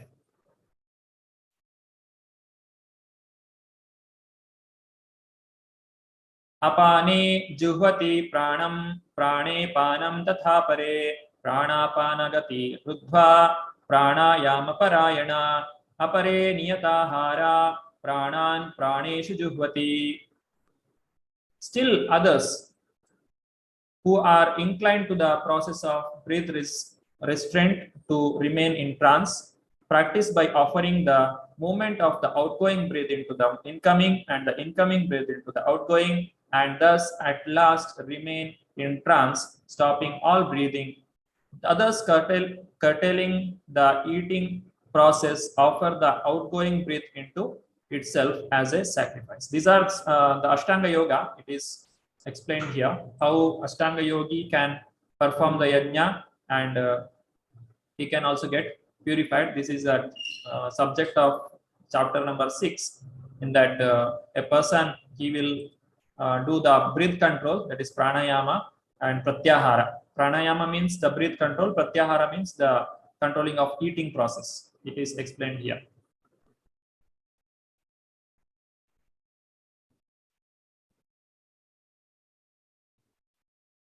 Sarvepyete yajna vido yajna kshapita kalmasha yajna shishtamrita bhujo yanti brahma sanatanam.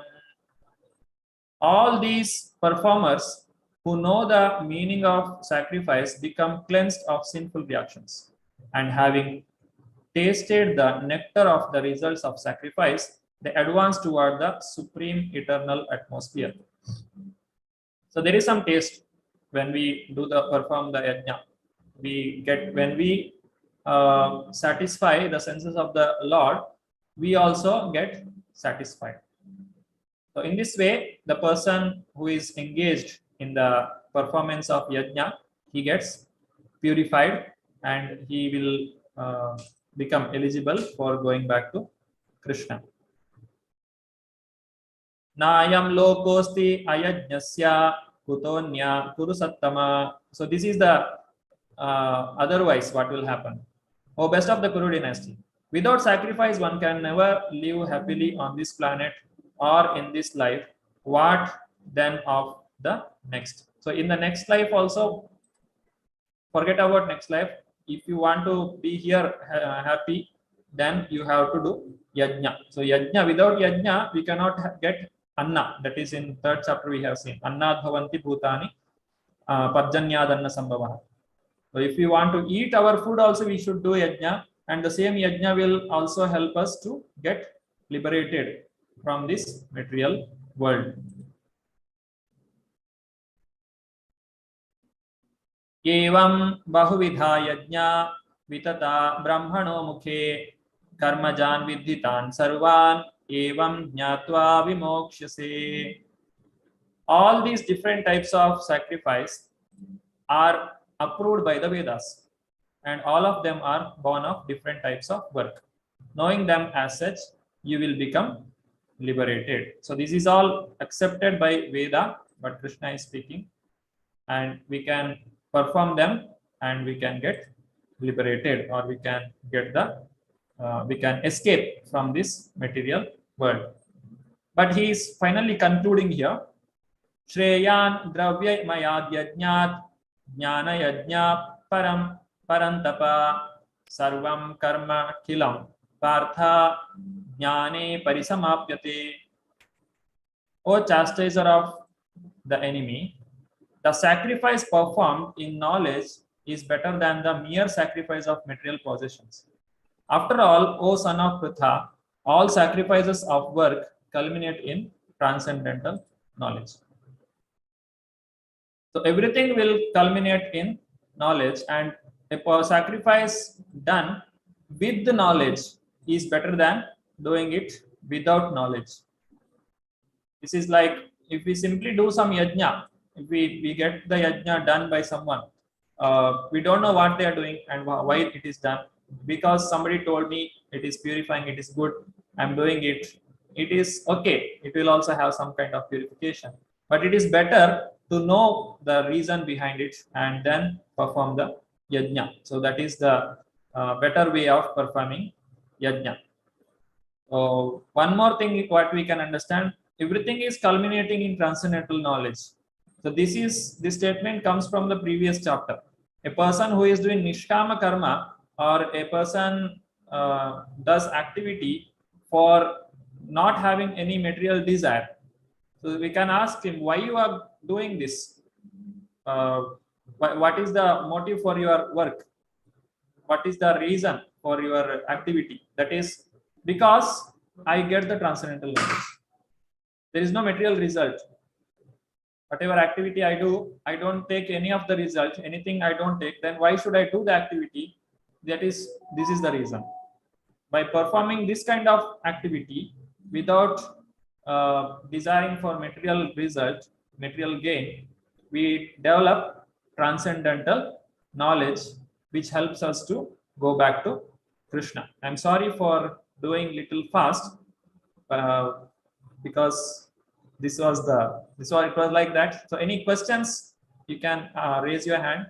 Whatever the jnana part we discussed till now.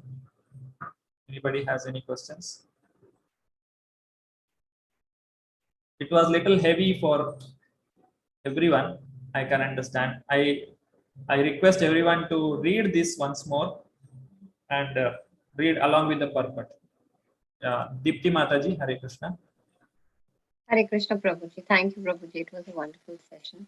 Hare Prabhuji, just one clarification. So when we mentioned, so basically the last point where Lord Krishna is concluding, we mean to say that Jnana Yoga is superior to, is that the Karma Yoga? Sorry, not the Karma Yoga, the Karma Kanda section, that Dravya, Yagya or any kind of sacrifices. Is that what we meant, that Jnana Yoga is superior to Karma Kanda activities? No, Mataji. It is not Karma Kanda section. It is the Jnana, the knowledge, how to perform in action, how to perform the activity for the pleasure of the Lord. Right. That kind Yes. of jnana. It is not the jnana of how to be in this material world. That it becomes the Correct. Karmakanda.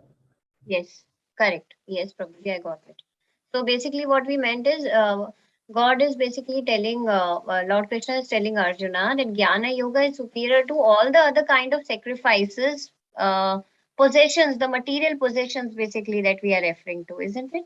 Yeah, you should do the sacrifice with knowledge. Yes, okay. Yes. Without knowledge. Yes, yes. So that is Jnana Yoga that he is mentioning. And Jnana Yoga is superior to all these. Because when we do the devotion with the knowledge, then that is already automatically it becomes transcendental. Yes. If you compare to third chapter, in the beginning it tells if you win the battle, you will get the kingdom. If you lose, you will get the heaven. This is the very basic. We have come to the level where we can understand why actually I'm doing the activity. So when we come to that platform, that is much higher than the that understanding. Yes, Prabhuji, got it. Yes. Thank you, Prabhuji. Hare Krishna. Rakshita Mataji. Hare Krishna Prabhuji. I just wanted to know what is the difference between Karma Yoga and Karma Mishra Bhakti. Is it the same? Karma Yoga is the Karma Yoga. In the beginning, what we do, the activities, when we keep Krishna also along with it, that becomes Karma Yoga. Karma Mishra Bhakti means when we are doing Bhakti, you also have some motives of material motives, then it becomes Karma Mishra Bhakti. These are two different concepts. It may look similar, but the Karma Yoga is coming in the beginning state.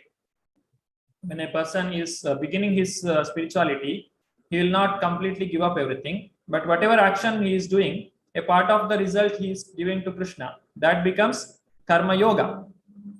Karma Mishra Bhakti means I have already started doing my bhakti, but still I have not given up the tendency for some material gain. Then that becomes Karma Mishra Bhakti.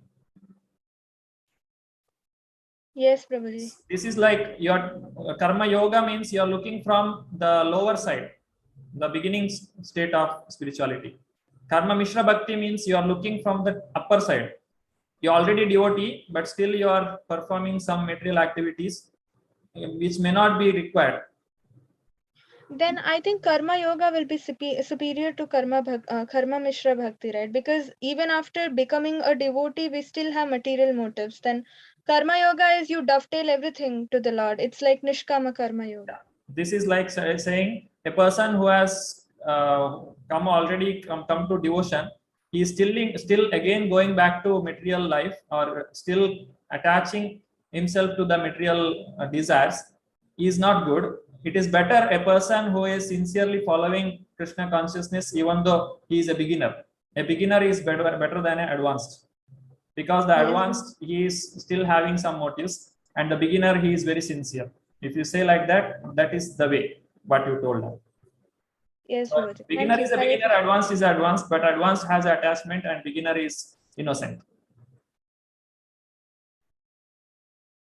Are you getting point? Yes, Prabhuji. Understood. Karma Yoga is a beginner, and Karma Mishra Bhakti, he has already advanced, but he has some attachment. So that you can choose. You cannot say which one is better. A sincere beginner is better than an advanced one who is still lagging in advancement. Thank you, Prabhuji. Hare Krishna. Hare Krishna. Karunamay Prabhu, Hare Krishna. Hare Krishna, bro. I just wanted to ask one question about, if I understood properly, that you said that knowledge burns the sinful reactions which we do, sinful activities which we do. So how it can happen? Sinful action. What is the cause of sinful action activity? Is that the question? So knowledge burns up the whole sinful reactions of person if he has knowledge or something like that. Depends. So knowledge burns the whole sinful activities of person, of his sinful reactions. You are telling the burning. Yeah. Knowledge burns the sinful activities. Is that the question? Yeah, that is the question. Yeah. So knowledge is like the fire. It will burn the sinful activity. How it is possible? When we come to Krishna consciousness, we can take the example of eating prasadam. When we eat prasadam, it is like the yajna. Yajna Shishtashina Santo Muchante Sarva Kilbishai. Krishna is telling it will remove all the reactions for our activity. When we come in Krishna consciousness, our sinful activity or sinful reactions, it will automatically get burnt. That is the nature of that is the power of devotional service. We are not able to give up so many of our bad habits because of this karma or the reactions. But when we come to Krishna consciousness, we can see people easily give up their bad habits or whatever anarthas are there. It all gets destroyed because we are advancing in our spiritual life. So the nature of spiritual life or spirituality or spiritual progress is our kleshagni. All our problems or all our material, the reactions will get burnt. By devotion itself, it will happen. That is the nature itself. Okay, Prabhu.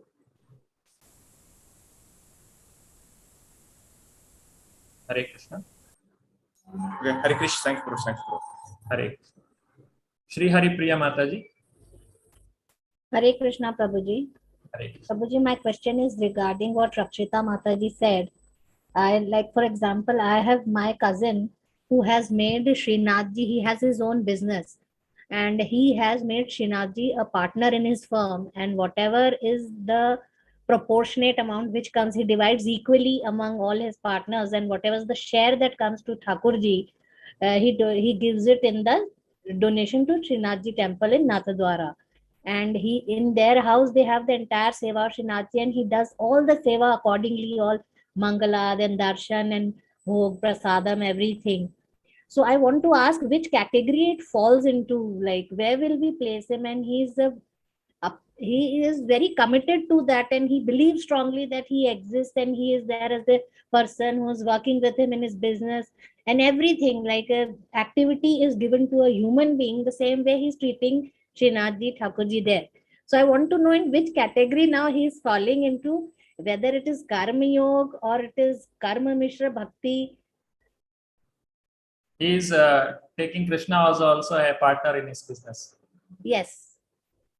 It is better than a person who is completely ignorant of the Lord, but he is not as, he cannot take as the ultimate, because ultimately everything belongs to Krishna.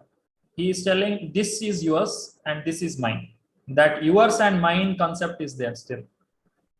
So still he is having that karma concept, or Krishna, this is yours and this is mine. But for a pure devotee, everything belongs to Krishna. That is the highest one, and he is not at that level, but he is better than a person who is living forgetful of Krishna. You can say it is a karma yoga, what he is doing. A part of his business he is giving to Lord sincerely. And what he is practicing, like while performing all the puja, seva, archana and doing all the things, that is also karma yoga. Because he keeps saying that I am serving the Lord, this is God's business, and I assist him in his business. Yes, Mataji, it's a karma yoga, what he is performing. Okay. Okay, Prabhu. Hare Krishna. Hare Krishna. Sarita Mataji. Hare Krishna, Prabhuji. Dandavat Pranam. All the questions have been very intelligent, but mine is a very foolish one, Prabhuji. So I just want to ask one thing, why the life became so complicated. God should have given us this karma you're doing, you get this punishment. So people will automatically become good. Now you're doing a deed and you're always in a dilemma. Am I doing a right thing? I'm doing a wrong. What will I go to? This will be for that Patal Lok, or this will be from for a Brahm Lok. What deed I'm doing? Couldn't be that there and then God shows us, see, if you do this, I'm showing his punishment to you. So automatically all human beings will become better, no, Prabhuji. I know it's a foolish question, but practically if you think, no, sometimes you are at a crossroad. You do not know which activity will do correct and which activity I'm doing wrong. I don't know. For me, I think it's correct, but maybe it's a wrong in God's eyes, or maybe in the God by karma definition, maybe I'm doing wrong. So how do we define this all difference? You don't have bad intention, but still something happens which I may think is correct, but it may be totally wrong.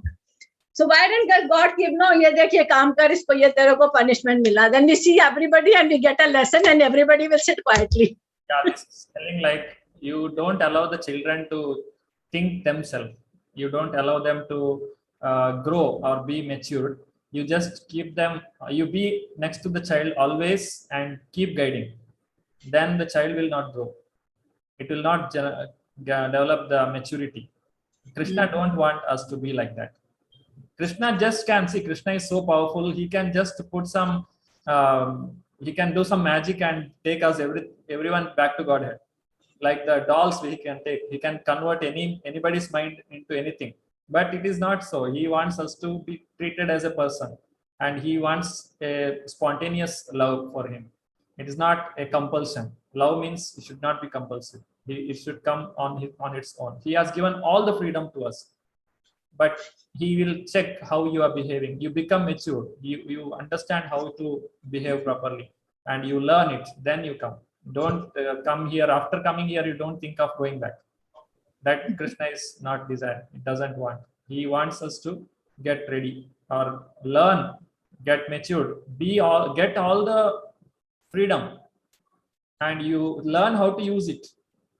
Then you learn it and then come. But in learning, Prabhuji, to use it, we make mistakes, no? That is what is the biggest hitch in using any of his mercy. That you always will. Yeah, you commit mistakes and then you don't know that you committed a mistake also. Sometimes it's in ignorance also.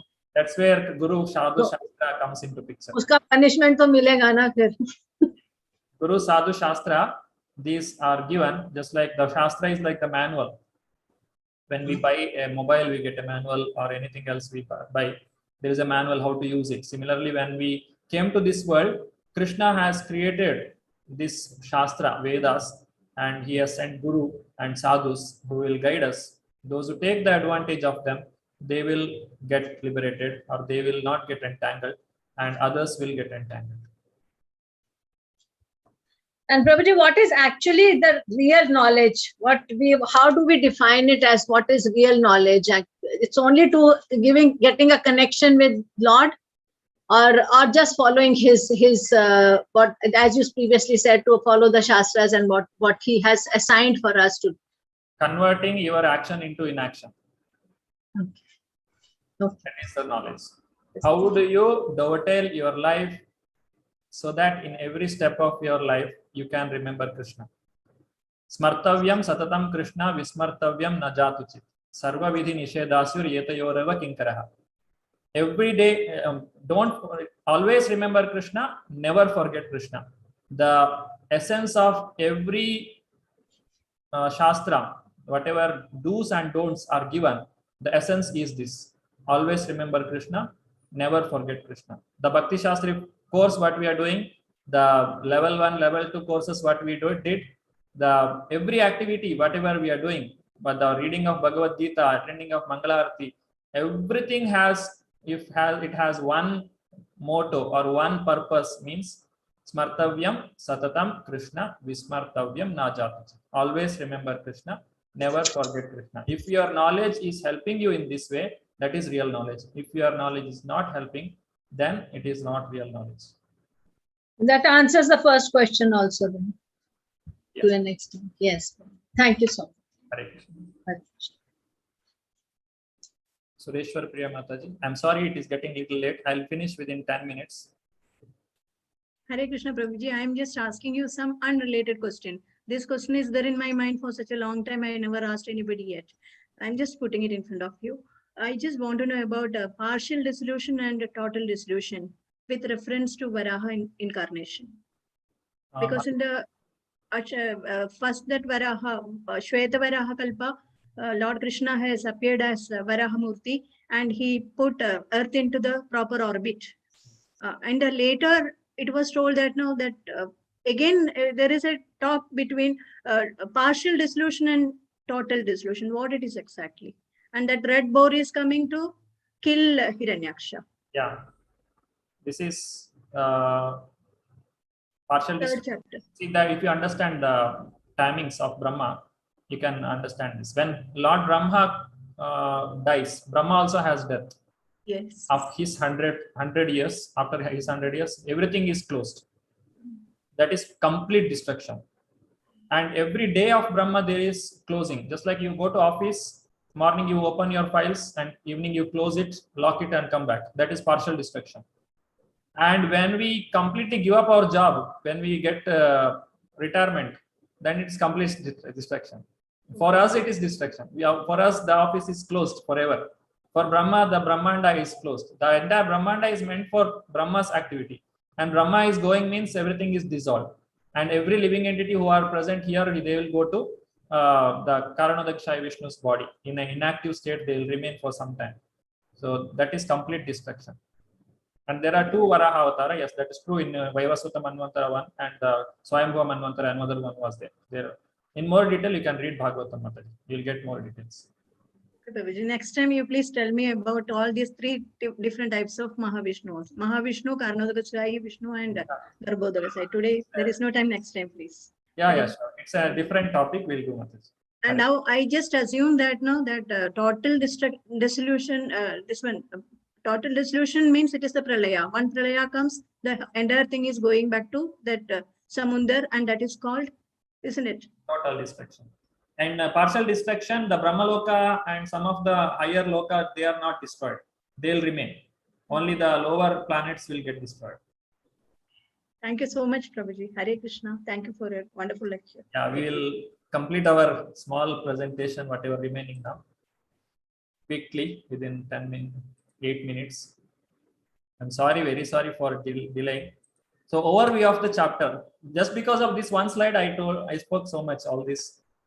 See, this is the overview of fourth chapter. So first 10 shloka is talking about transcendental knowledge about Krishna, and 11 to 15, Krishna as the goal of all paths and the creator of Varnashrama, keeping Krishna at the center, how we have to perform the activities. Then Karma Yoga, that is for Jnani. Then what are the different kinds of sacrifices that we can perform. Then finally, next topic is summary of the transcendental knowledge.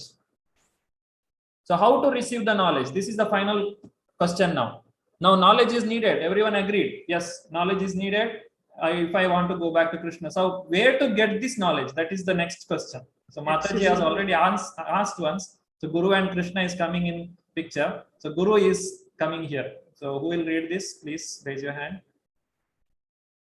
Shri Priya Sampat Mataji.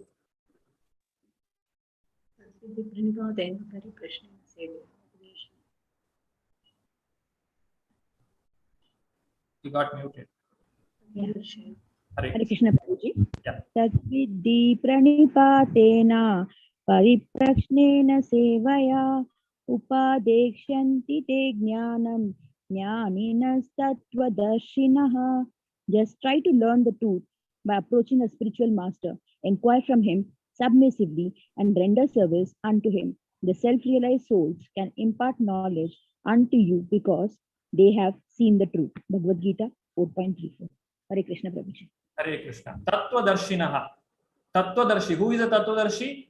The Guru. Guru has seen the truth. He is able to see Krishna and he is showing Krishna to us. So whatever Guru is speaking, that is the fact. And how to achieve how to receive this knowledge from the Guru? Tadvidhi pranipatena. One should fall down at the lotus feet of the Guru and he has to receive this knowledge with pariprashnena sevaya.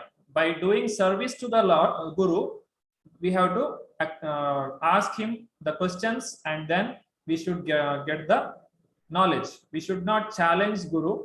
We should, being in a humble mood, we should ask and we should get the knowledge. So we can see the 4.34 per part, what we have to discuss. You can do this. Actually, we okay. All of you, we can just go open the 34.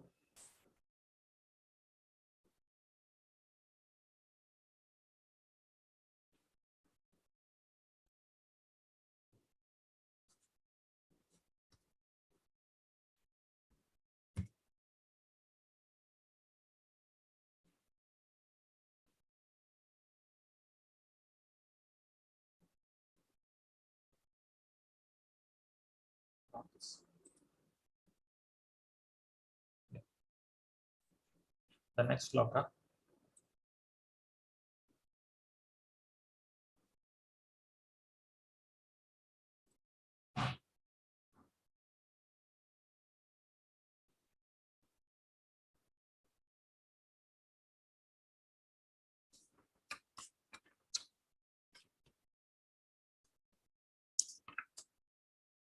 So there are 3 points here. Pranipatena, that is, nipat means to fall down, and prakrishta, with complete, without any reservation, one should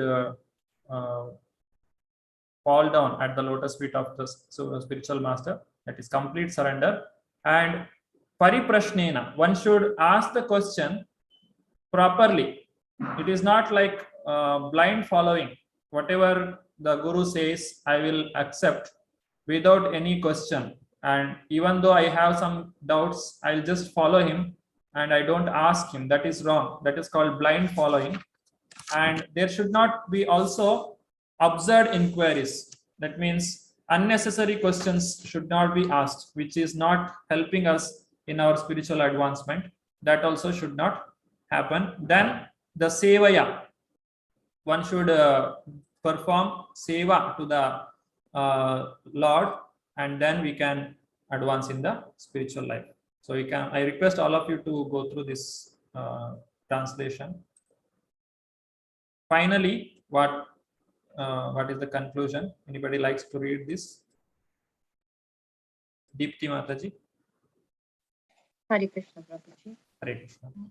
In the ocean, however expert a swimmer one may be, the struggle for existence is very severe. If someone comes forward and lifts the struggling swimmer from the ocean, he is the greatest savior. 4.36 perfect. Thank you. Thank you. Hare Krishna. So that is the requirement for a guru. So how to approach the guru was spoken in the previous sloka. Now here 36 is saying everyone needs guru. It's not that somebody needs, somebody don't want. No, everyone wants guru, because it is not possible to swim over the ocean. I cannot jump here in Mangalore and get up in some Saudi Arabia. That is not possible. Whatever expert you may be, it is impossible. So it is not possible to swim over the ocean. It's a small ocean what we have here, and the ocean which is there, this Bhavasagara, it is much bigger.